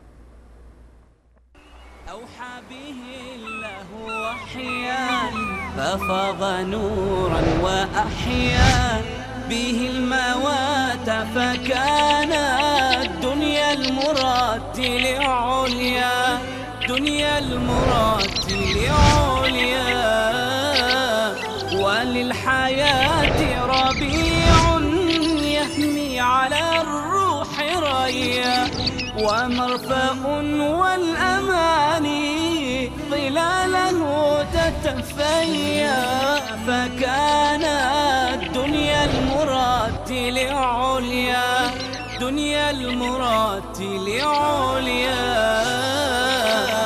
وللحياة ربيع يهمي على الروح ريا، ومرفأ والأماني ظلاله تتفيا، فكان الدنيا المرتل عليا، دنيا المرتل.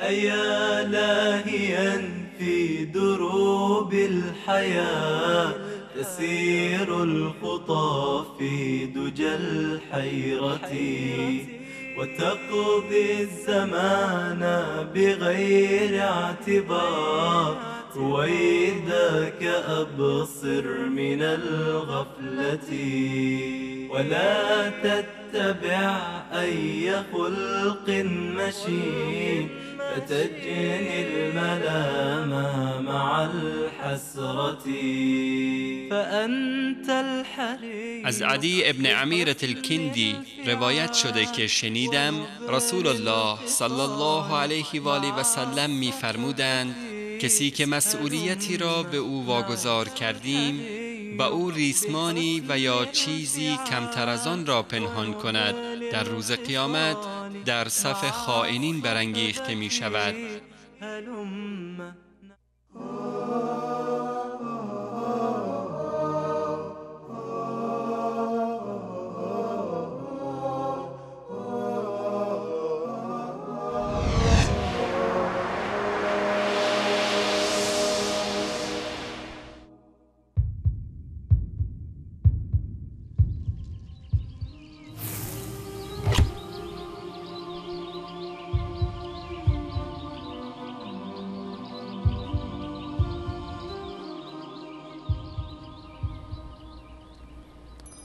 عرض سلام مجدد خدمت همه شما خوبان و عزیزان. ما همچنان موضوع خودمون رو درباره شخصیت زن مسلمان پیگیری میکنیم و شما عزیزان هم میتونید سوالاتی که دارید، نظرات، پیشنهادات و انتقادات خودتون رو با ما در میان بذارید از طریق صفحه فیسبوک سفره دل، همچنین از طریق SMS کانال که اون گوشه سمت راست همیشه نوشته است، گوشه سمت چپ تصویر میشه سمت راست من، و بعد از طریق واتساپ کانال هم که عزیزان انشاءالله دوستان برای شما می نویسن، میتونید از این طریق سوالات، نظرات و پیشنهادات خودتون رو برای ما بفرستید و انشاءالله حتما در برنامه مطرح خواهد شد.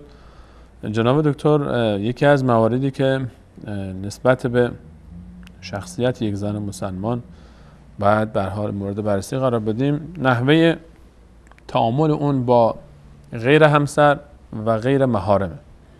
حالا به هر حال همسر که خب حلال است براش و محارم هم عمو، دایی و برادر و دیگه خواهرزاده و برادرزاده و این محارمی که وجود داره، اینها که به جای خودش.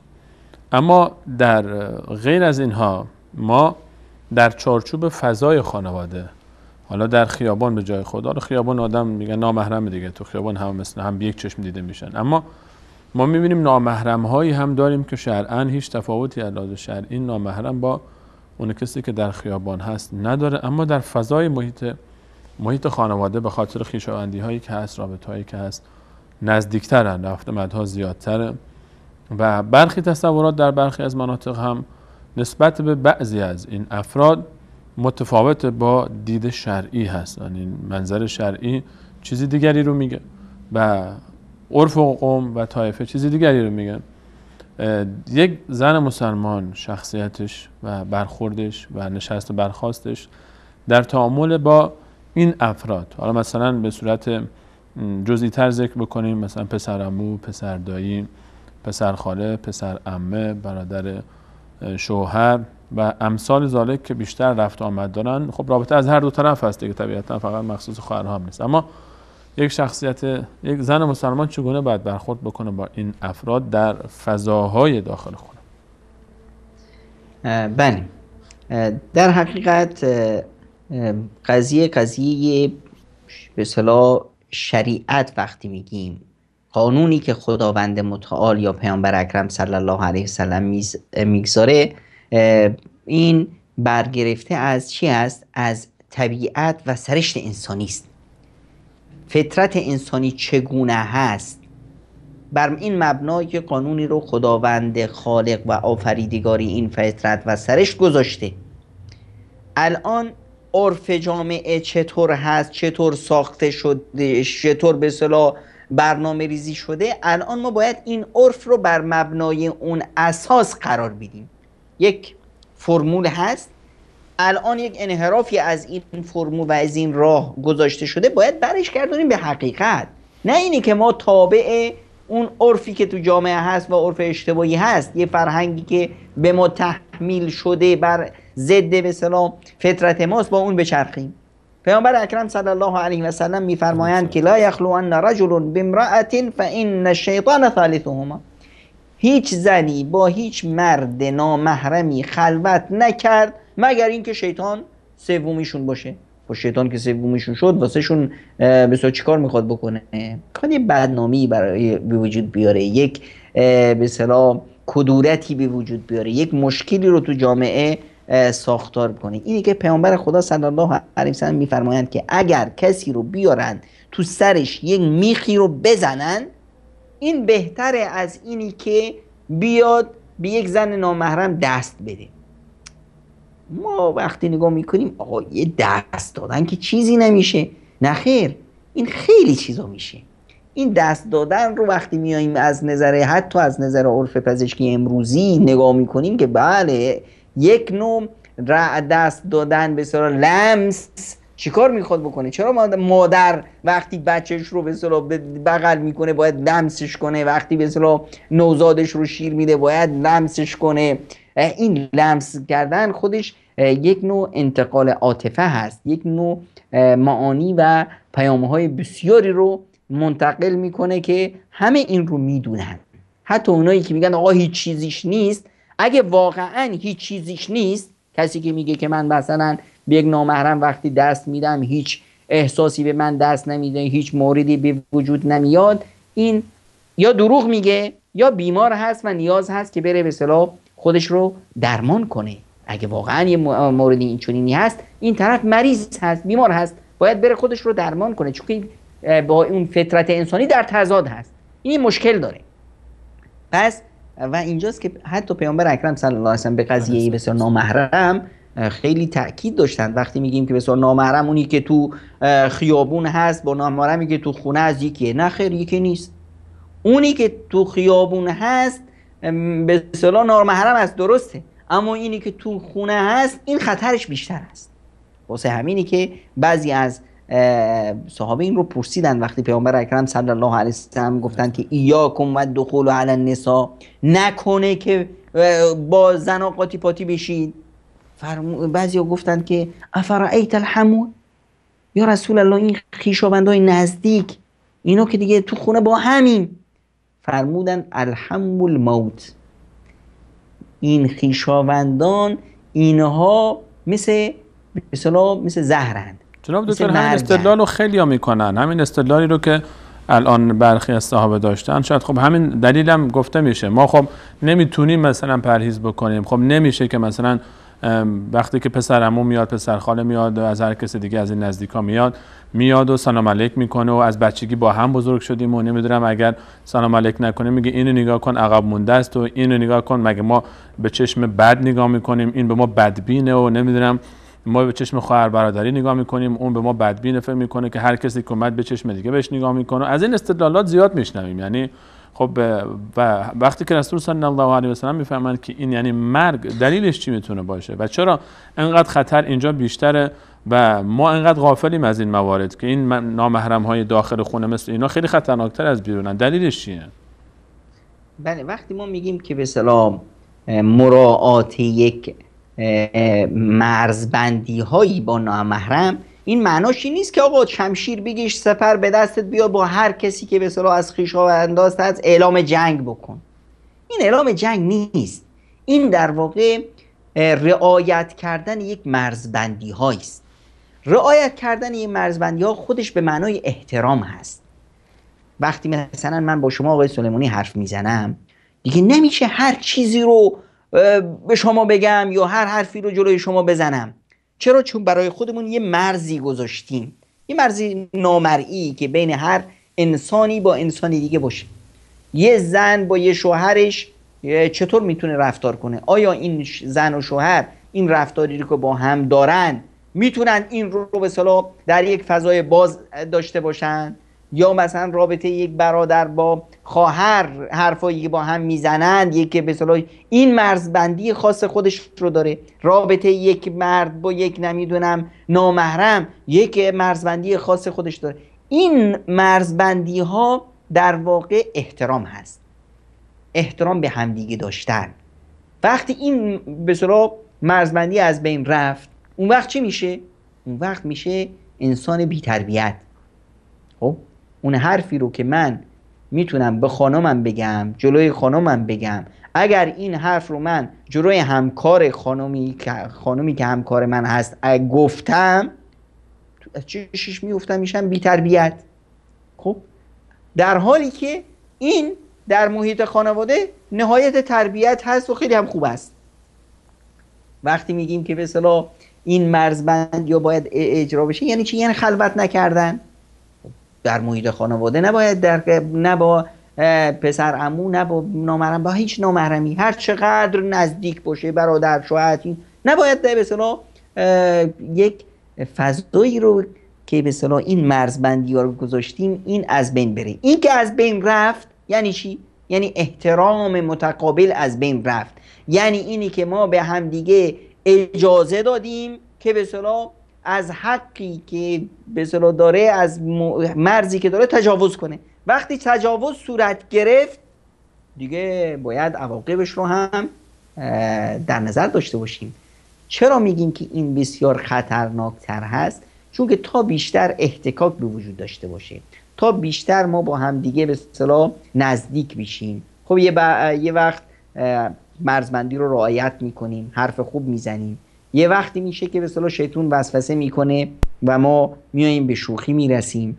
وقتی که شوخی شد یه طعنه به اصطلاح به یکی دیگه زدن هست، بعد به اصطلاح به چشمک زدن میفته، بعد نمیدونم به دست دادن میفته، بعد به اصطلاح اظهار زینت‌های یکدیگه و به اصطلاح شهوترانی میکشه و بعد میکشه به نقطه‌های بسیار حساس که اونجاست که دیگه هم خودمون رو داغون کردیم، هم آبرومون رفت. و اگر مثلا دختر یا اون خانم ازدواج کرده بود دیگه هم زندگی خانوادگیش متلاشی میشه که این خیلی خطرناکه. و در همین خانواده وقتی که مثلا پسر عمو میاد با یه دختر عمو به اصطلاح میخواد که از اون مرزبندی تجاوز کنه، اگر همین دختر عمو فوراً جلوش رو گرفت و نشون داد بهش که من هرگز به اصطلاح یک علف هرزه‌ای نیستم که هر کسی بیاد به اصطلاح رو من فوتبال بازی کنه، نه خیر، من چمن هر به اصطلاح فوتبالیستی نیستم. وقتی که بهش اینجوری نشون داد، این خود به خود در چشم اون پسر عمو خیلی بزرگ میشه، خیلی محترم میشه. میبینیم که یه چند وقت بعد همین پسر عموست که میاد خواستگاریش.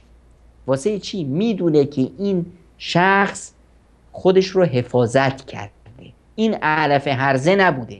همین دختر خانم اگه اومد و گول خورد، پسر عمو به اصطلاح شوخی کرد و نمیدونم فلان، این شوخی رو به جلو گرفت و فلان، میبینیم که وقتی که به همین پسر عموه میاد پیشنهاد میشه که خب شما فلانی رو باش حرف میزنید و اینا و بیا بیاریم واسط خواستگاریش، اولین چیز میگه نه.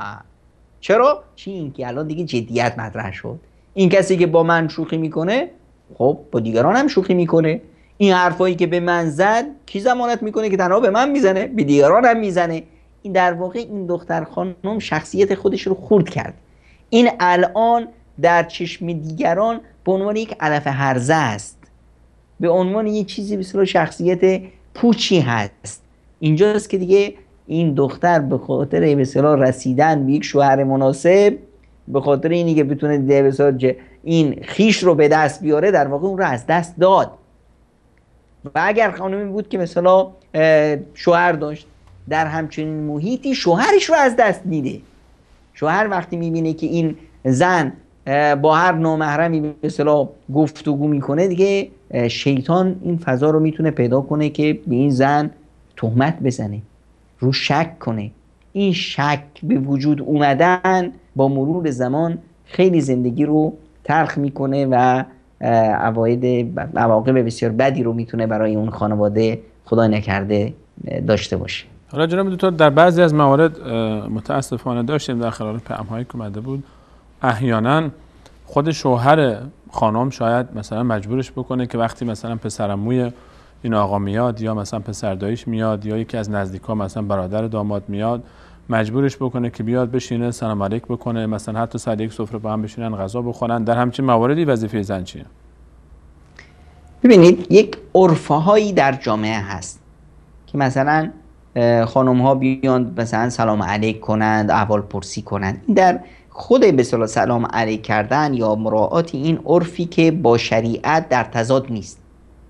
خب در هر رعایت همون حجاب کامل و همون وضعیتی که جلوی نامحرمای خارج از خانه داره. دقیقاً وقتی که میاد به اصطلاح با یک حجاب کامل و با خویشاونداش احوال پرسی میکنه که این در اون عرف جامعه هست و با شریعت تضاد نداره، خب این اشکالی نداره. اما وقتی که همین به اصطلاح عرف رو اومد به شیوه نادرستی به اجرا در آورد، وقتی با زینتش میاد به اصطلاح خودنمایی میکنه جلوی خانواده ها، هیچ شوهری این راضی نخواهد شد. شاید اگر این شوهر به اصطلاح تو اون محیط بزرگ شده و از خودش هیچ به اصطلاح واکنشی نشون نمیده، اما این برایش خطرناک است، چرا که این با مرور زمان تغییر پیدا میکنه. این فضا رو به وجود به اصطلاح آرام کرده، محیط رو مهیا کرده برای کسی که بخواد اینجا یه شایعه افکنی کنه. چرا متوجه شدی زنت وقتی که نمیدونم فلانی میاد با چه لحنی باشه سلام علیک و احوال پرسی میکنه، وقتی دیگران میان چجوری احوال پرسی میکنه؟ همین یک حرف که اصلا شاید اساس نداشته باشه، این یک حرف تونست یک شکی رو در ذهن این شوهر به وجود بیاره. شیطان که دیگه نمرده است و قبلا بارها هم این رو اشاره کردیم که بهترین سرباز شیطان اونی هست که بتونه بین یک زن و مرد یه مشکل به وجود بیاره، رابطه یک زن و مردی رو کدر کنه. خب این شیطانی که اینطور فعال هست، این رو باید تو حسابمون داشته باشیم. اگر عرف یک جامعه چنین هست که زنها میان احوال پرسی میکنن، اگر تو اون عرف اصلا نیست، اصلا خب یک به اصطلاح مرزبندی هایی که اون جامعه گذاشته خب مال اون جامعه محترم هست. اگر هست این هم باید به شیوه درستی باشه. ببینید ما سعادتمون، خوشبختیمون تنها یک راه داره، تنها و تنها یک راه. فمن اتبع هدای فلا یضل ولا یشقی. اون کسی که راه و رسم خداوند رو پیش برد، اون هرگز بسیار نیکوبخت نمیشه، بدبخت نمیشه. اگر عرف ما مخالف از این هست، ما عرف رو اصلاحش میکنیم. عرف قابل اصلاح هست، قابل تغییر هست و هرچه ما تو این عرف بیشتر، تو این عادت ها بیشتر مرزبندی های درست رو رعایت کنیم، به همین اندازه تو چشم مردم محترمتر بشیم. ببینید تو همین اعرافی که هست، اون خانومی که میاد با همه مردا به اصطلاح گفتگوی به اصطلاح همچنین خودمونی برخورد میکنه که انگار نه انگار که بینشون مرزبندیایی هست. ببینید که مردم چطور به اون خانم نگاه میکنن، چقدر مردا به خودشون اجازه میدن که هر چی که دلشون میخواد بار اون خانم بکنن. در همین خانواده ها، در همین عادات و رسوم، در همین جوامع وقتی میبینیم که یک خانمی هست که نه حجابش مرتب، پوشایشش مرتب، مرزبندی هاش رو رعایت میکنه. رعایت مرزبندی ها یعنی چی؟ یعنی این شخص داره میگه که من برای خودم احترام قائل هستم. کسی که احترام خودش رو نگه داشت، جامعه مجبوراً برای اون احترام قائل خواهد شد. میبینیم که همه حواسشون جمع هست. خانم فلانی اومد، میبینیم که همه مردم مرتب میشینن، احوال پرسی که هم میکنن خیلی خیلی مرتب و مهذبانه احوال پرسی میکنن. اما وقتی که خانم فلانی اومد، میبینی که پا رفت بالا و همچنین لم دادن، انگار نه انگار که کسی اومد یا کسی رفت. چون این شخص برای خودش احترام قائل نبود، جامعه هم براش احترام قائل نشد. اون خانم دیگه برای خودش احترام قائل بود، با همون مراعات مرزبندی ها جامعه مجبوراً برای اون احترام قائل شد. و الا چرا این آقایون میاند همینجور مرتب میشینند و مهذبانه حرف میزنند؟ چون میدونند که اگر این کار رو نکردن، نه تنها تو چشم این خانم، تو چشم همه اطرافیان به عنوان یک انسان بی‌نزاکت، یک انسان بی‌تربیت شناخته میشن. همین آقایی که یه ساعت پیش به اصطلاح با اون خانومی که احترام برای خودش قائل نبود، مرزبندی‌ها رو رعایت نمی‌کرد، با اون به اصطلاح همچنین بدون به اصطلاح مراعات داشت حرف میزد و همین جامعه هم هیچی بهش نگفت. پس احترام ما دست خودمون هست و هر چی بیشتر این جایگاه و عفت و شخصیت خودمون رو حفظ کنیم، به همین اندازه تو چشم مردم عزیز میشیم، تو چشم مردم بزرگ دیده میشیم و نزد خدامون هم بزرگ و عزیز میشیم. علاوه بر اینا جناب دکتر، احیانا خب از همین افرادی که دور بر هستن در یکی از فضاها، حالا چه در فضاهای آموزشی مثل دانشگاه ها یا چه در محیط کار و یا حتی در محیط خانواده، دور بر خواستگاری میاد و خب قصد ازدواج داره و به نیت خواستگاری و آشنایی میاد و میخواد صحبت بکنه با حالا دختر خانمی یا خانمی که حالا بی‌وصف یا مطلقه است. اینجا چه واکنشی باید نشون بده یک زن مسلمان؟ خواستگار واسه چی میاد؟ خواستگار میاد که منو بشناسه، که منو برای زندگی مشترک انتخاب کنه. دقیقاً وقتی ما میریم مثلا یک چیزی میخریم، خب یک موبایل میخریم، هی وراندازش میکنیم، این ور اون ورشو نگاه میکنیم که نکنه شکستگی داشته باشه، نکنه آقا این دست دومه، آقا این نمیدونم یه مشکل داره. تا این هم یه مرزبندی های خودش رو داشته. اینایی که به اصطلاح این مرزبندی ها رو رعایت نمیکنن، خواستگار اومد، تا فکر میکنن خواستگار اومد همین که زنگ خونه رو زد، زنگ خونه علامت محرمیت شد، محرم. خب چیکار میشن؟ حالا ببینیم نتیجهش رو، آمار رو وقتی میبینیم، آقا خیلی از این خواستگارا که با خانماشون دیگه همون که با خواستگاری که هنوز خانم نیست، نامحرمه، باش دستشو بگیر برو تو خیابون ها، میبینیم که دختره حامله شد و خواستگاره پرید رفت. چقدر ما از این سوژه ها داریم تو جامعه متاسفانه.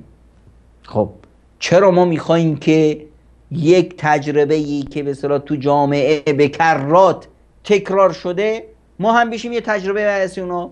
چرا همیشه عاقل از زندگی دیگران عبرت میگیره؟ احمق اون کسی هست که میذاره زندگیش عبرتی باشه برای دیگران. خب چرا ما وقتی که این مورد رو در جامعه به کرات میبینیم چرا عبرت نمیگیریم؟ خب چرا میخوایم که زندگیمون رو داغون کنیم؟ طرف میاد خواستگار هست، خب خواستگار تو روز روشن باید بیاد و خواستگار از بالای دیوار نمیاد، خواستگار از در خونه میاد، خواستگار در تنهایی نمیاد، خواستگار با فامیل میاد. چرا؟ چون که قضیه روابط دو تا خانواده است. وقتی خواستگار اومد، خب چی میخواد در من ببینه؟ در وهله اول خواستگار شخصیت میخواد. وقتی میاد میبینه که دختر تا خواستگار اومد همچنین انگار که به اصطلاح تو اتاق خوابش هست. وقتی با این وضع میاد، این خواستگار چیکار میکنه؟ اگر تو ذهنش نیاد به اصطلاح پسر به اصطلاح هنوز ناپخته‌ای هست گول بخوره، بعد از ازدواج یه 2 ماهی بعد میبینه این دختره 100 تا خواستگار دیگه هم داشته، 100 تا خویش و درویش دیگه داشته که به این خونه سر زدن، پس همه اونجا رفتن فیلم به اصطلاح مستهجن تماشا میکردن. خب اینجاست که دیگه شیطان وسوسه‌اش میکنه، زندگیشو به هم میریزه. خب یا خواستگاری که به اصطلاح این صورت میاد و دستش رو میگیره و هر طرف میبره، خب این زن چون که خودش احترام خودش رو قائل نبود تو چشم این خواستگار هم میفته. چرا بعضی از دخترها مینالند که هی خواستگار میاد و فرار میکنه؟ چرا فرار کرد؟ اگر قرار بود که این خواستگار بیاد و فرار کنه که از اول نمی اومد، چون که خود اومدنش واسش هزینه پرداخت کرده، هزینه معنوی پرداخت کرده، خیلی خجالت کشیده، منت اینونه کشیده که باش همراه بشن، این بر اون بر پرسیده، جویا شده، تا اومد توی خونه وضع تو رو دید فرار کرد. پس یه مشکل اینجا هست. چرا ما میکنیم که این مشکل که تو خیلی از خونه ها تکرار میشه باید تو خونه ما هم تکرار بشه؟ اینجاست که باید وقتی خواستگار اومد این مرزبندی ها کاملا رعایت بشه که این طرف که میاد یه نامحرم است اما میاد به نیت محرمیت، پس این حق داره به اصطلاح اون دختر خانم رو ببینه، خب نشست و برخاستش رو ببینه، اون خانواده رو باش آشنا بشه و اینها همه در محیط چی؟ در محیطی که پدر هست، مادر هست، ولی امر هست، عمو هست، کسی هست که به اصطلاح مسئول این خانواده هست، مسئول این دختر هست که میشه وقتی حرف زد با اون طرف حرف میزنیم که به اصطلاح این دختر بی صاحب نیست. یک نقطه ای هست که بعضی از خانواده ها این رو توجه نمی کنن، بنا به یک چیزایی تو سرشون هست. میگه که خواستگار اومد، اگه ما قبولش نکردیم ببینیم تا چی میشه. این خواستگاری رو پنهانیش میکنن. طرف میاد و میاد میبینه که بله تو این خانواده کی هست؟ پدری هست، پدر فرسوده یا مادر پیر، یه دختر شادشنگول. یعنی چی؟ یعنی یه شکار، یک صیدی که خیلی آسون به دست میاد. این دیگه خیلی وقتاست که این به خصوص وقتی که آقا پسره آدم کم ظرفیت، کم شخصیتی باشه، اینجاست که فکر میکنه که من با یک خانواده ضعیفی در تماس هستم، الان من هرچی دلم بخواد میتونم انجام بدم. این عواقب خیلی بدی داره. برای همین توصیه است برای خانم ها تا خواستگار میاد باید مردم خودشون رو نشون بدن. وقتی خواستگار اومد میدونیم که این خواستگار میاد، همه وقتی میخوایم قبولش کنیم البته میبینیم که سوژه مناسبی هست، تمام این اطرافیان رو خبر کنیم، خانواده ها، خیشان، همسایه ها، که وقتی میاد ببینه که این طرف این خانواده است. ببینیم ما میگیم که فلانی مردمدار هست، فلانی آدم با خانواده ای هست. یعنی چی؟ این یک به اصطلاح یک ذهنیت رو در همه انسان ها گوشزد میکنه. همه انسان ها طبیعت انسانی است که به صورت اجتماعی زندگی میکنه. هر جایی که میبینیم کسی تنها داره حرکت میکنه در معرض خطر هست. خب وقتی میبینن که این اجتماعی است، اینها یه فامیلن، وقتی که من رابطه با این فامیل پیدا میکنم، وقتی میبینه این فامیل بزرگه اصلا تشویق میشه که بله من دارم مردمدار میشم، اینو همه میشم خویشای من میشم جزئی از این خانواده بزرگ. یک موردی که به اصطلاح اون طرف تشویق میشه. یه مورد دیگه که این هرچی کله شقیا و یا نمیدونم یک چیزایی تو سرش هست، اینا از سرش میپره. میدونه که اینجا دیگه یه شکار ساده ای نیست که من دارم به اصطلاح هر چی دلم بخواد، هر کاری دلم بخواد بکنم. نه خیر، اینا پشتیبانی اجتماعی دارن، اینا مردم دارن. خب اینجاست که این مورد رو خانواده باید مد نظر بگیرن، مردمداریشون رو نشون بدن و قضیه خواستگاری رو خیلی بازش کنن، زیر نور باشه، پوشیده کار نکنی. قضیه دزدی نیست. بذار یه خواستگار اومد، همه خانواده مطمئن شدن برای کسی اومد، بعدش ما قبولش نکردیم یا خواستگار پرید رفت، مهم نیست. چون که این رفت، الان همه میدونن که این رفت به خاطر چی؟ به خاطر اینکه خانواده این رو قبولش نکردن، در شأن این خانواده نبود. اینجا دختر شما پایگاه اجتماعیش بالا میره، ارزشش بالا میره. الان دیگه کمتر از اون خواستگارا دیگه نمیان که شما رو اذیت کنن. کی میاد؟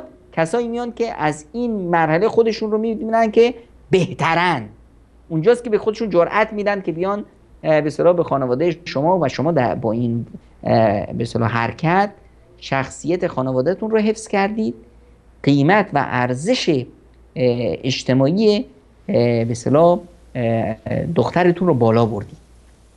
در عکس این، مخالف این، وقتی که شما بیایید و دخترتون رو همچنین مثل هدف عرضه بذارید دست یک پسری که اومد، خب خیلی ها از اطرافیان شاید تو این نیت بودن که سری به خانه شما بزنن.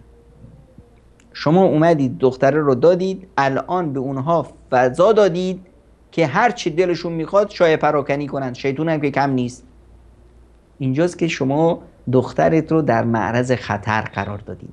این حرفها حرفای بیهوده، درسته، به یک راهی، به یک صورتی به گوش پسره خواهد رسید و خب حداقلش اینه که رو دختر خانومه شک میکنه، حداقل یا اونو رهاش میکنه، یا حداقل اگر در آینده رفت این شک ها هنوز تو ذهنش هست و زندگی موفقی رو براش نمیتونه به اصطلاح پایه‌ریزی کنه. خیلی ممنونم جناب دکتر. اجازه بدید به همین قدر فعلا بسنده کنیم. در این بخش ان شاءالله باز موضوع ادامه خواهیم داد، همچنان با شما و بینندگان عزیز در یکی دو دقیقه صحبت پایانی شما رو با بینندگان عزیز در این برنامه میشنویم. من میخوام یک نقطه رو اشاره کنم با اون اینه که عزیزان ببینید، دنیا رو پیامبر خدا صلی الله علیه و سلم، همه دنیا، هر چه تو دنیا هست، این رو به عنوان متاع، کالا معرفی میکنن و در بین این کالاها بهترین و با ارزشترین خیر و متاع دنیا المرء الصالحه. خیلی ساده تر، ما میریم توی یه فروشگاه بزرگ، همه این فروشگاه اجناس خوبی هست، خیلی همش اجناس هست، بهترین و بهترینش چیه؟ اونه که خیلی ارزش ویژه داره. واسه همینه که پیامبر اکرم صلی الله علیه و سلم زن نیکو و صالح رو بهترین کالای تمام دنیا، که مرد جزی از این دنیاست، مرد هم یک کالایی توی این دنیاست، اما زن صالح به مرات و کرات از مرد صالح با ارزش تره. خب چرا نه ما نخواهیم این کالای با ارزش باشیم؟ و یادمون باشه که پیامبر اکرم صلی الله علیه وسلم یک واقعیت جامعه رو مطرح کردن، فرمودن که تنکح المرأة لاربعه، افراد وقتی ازدواج میکنن 4 چیز هم غالبا مد نظر اونهاست. یکی مال و منال این زن، آقا کارمند، حقوق بگیره، پدرش پولداره، فلان اینا. یکی لحسبی ها، مردم داره، جا داره، از خانواده فلان هست و فلان الان. یکی جمالش خیلی خوشگله، خوشروست، ماشاءالله، مثل. و یکی دینش. این مسائلی هست که همه مردم اینا رو مد نظر دارن و افرادی به اصطلاح به یک موردی بیشتر توجه میکنن، یه موردی رو کمتر، یا یه موردی تو ذهنشون نیست اصلا. خب توصیه پیامبر رو ببینیم، میفرمایند فظفر بذات دین تریبت یداک، دینداره رو بگیر، دینداره رو که گرفتی در زندگی موفق. وقتی میگیم دینداره رو بگیر یعنی چی؟ یعنی نه اینکه دینداره رو گرفتی یعنی اون صفات دیگه نیست، نه خیر، یعنی این موارد رو وقتی که در ذهنت میذاری، قضیه مال و قضیه حسب و قضیه جمال و زیبایی رو میذاری، دینداری اولینش باشه. دیندار هست، مطمئن هست، خیر و متاع دنیا هست. پولدار نیست، برام مهم نیست. جمالش طوری هست که به اصطلاح من میتونم اون رو به اصطلاح خودم رو حفاظت کنم باش، عالیه. نمیدونم از حسب اجتماعی چندان بزرگی برخوردار نیست، از خانواده‌های معمولی است، برام مهم نیست. چون که دیندار هست من این رو میگیرم تا یک بنیاد اساسی جامعه‌ای که میذارم خانواده رو به بهترین و شیواترین. من دنبال سعادت هستم، خوشبختی هستم و این میتونه برای من برآوردش کنه. و در مورد به اصطلاح زیبایی دست، اون چیزی که تو چشم من زیباست شاید تو چشم شما زیبا نباشه. اون چیزی که من زیبا میبینم اون واسه من زیباست. حالا مردم هر چی دلشون میخواد بگن. خیلی ممنونم جناب دکتر، تشکر میکنم از اینکه وقتتون رو در اختیار ما بینندگان عزیز گذاشتید، استفاده کردیم از فرمایشات گرانقدرتون و همچنین تشکر ویژه از شما بینندگان عزیز که برنامه خودتون رو تا این لحظه یاری کردید و همچنین از رفیع جان عزیز کارگردان محترم این برنامه و عبدالله و فرید عزیز که پشت صحنه هستن همیشه و زحمت کارهای دیگه به عهده اونهاست. در پایان از الله متعال خواهانیم که تمام گذشتگان ما رو مورد رحمت، بخشش و مغفرت خودش قرار بده و تا برنامه بعد همه شما خوبان عزیزان رو به الله متعال میسپارم. الله یار و نگهدارش.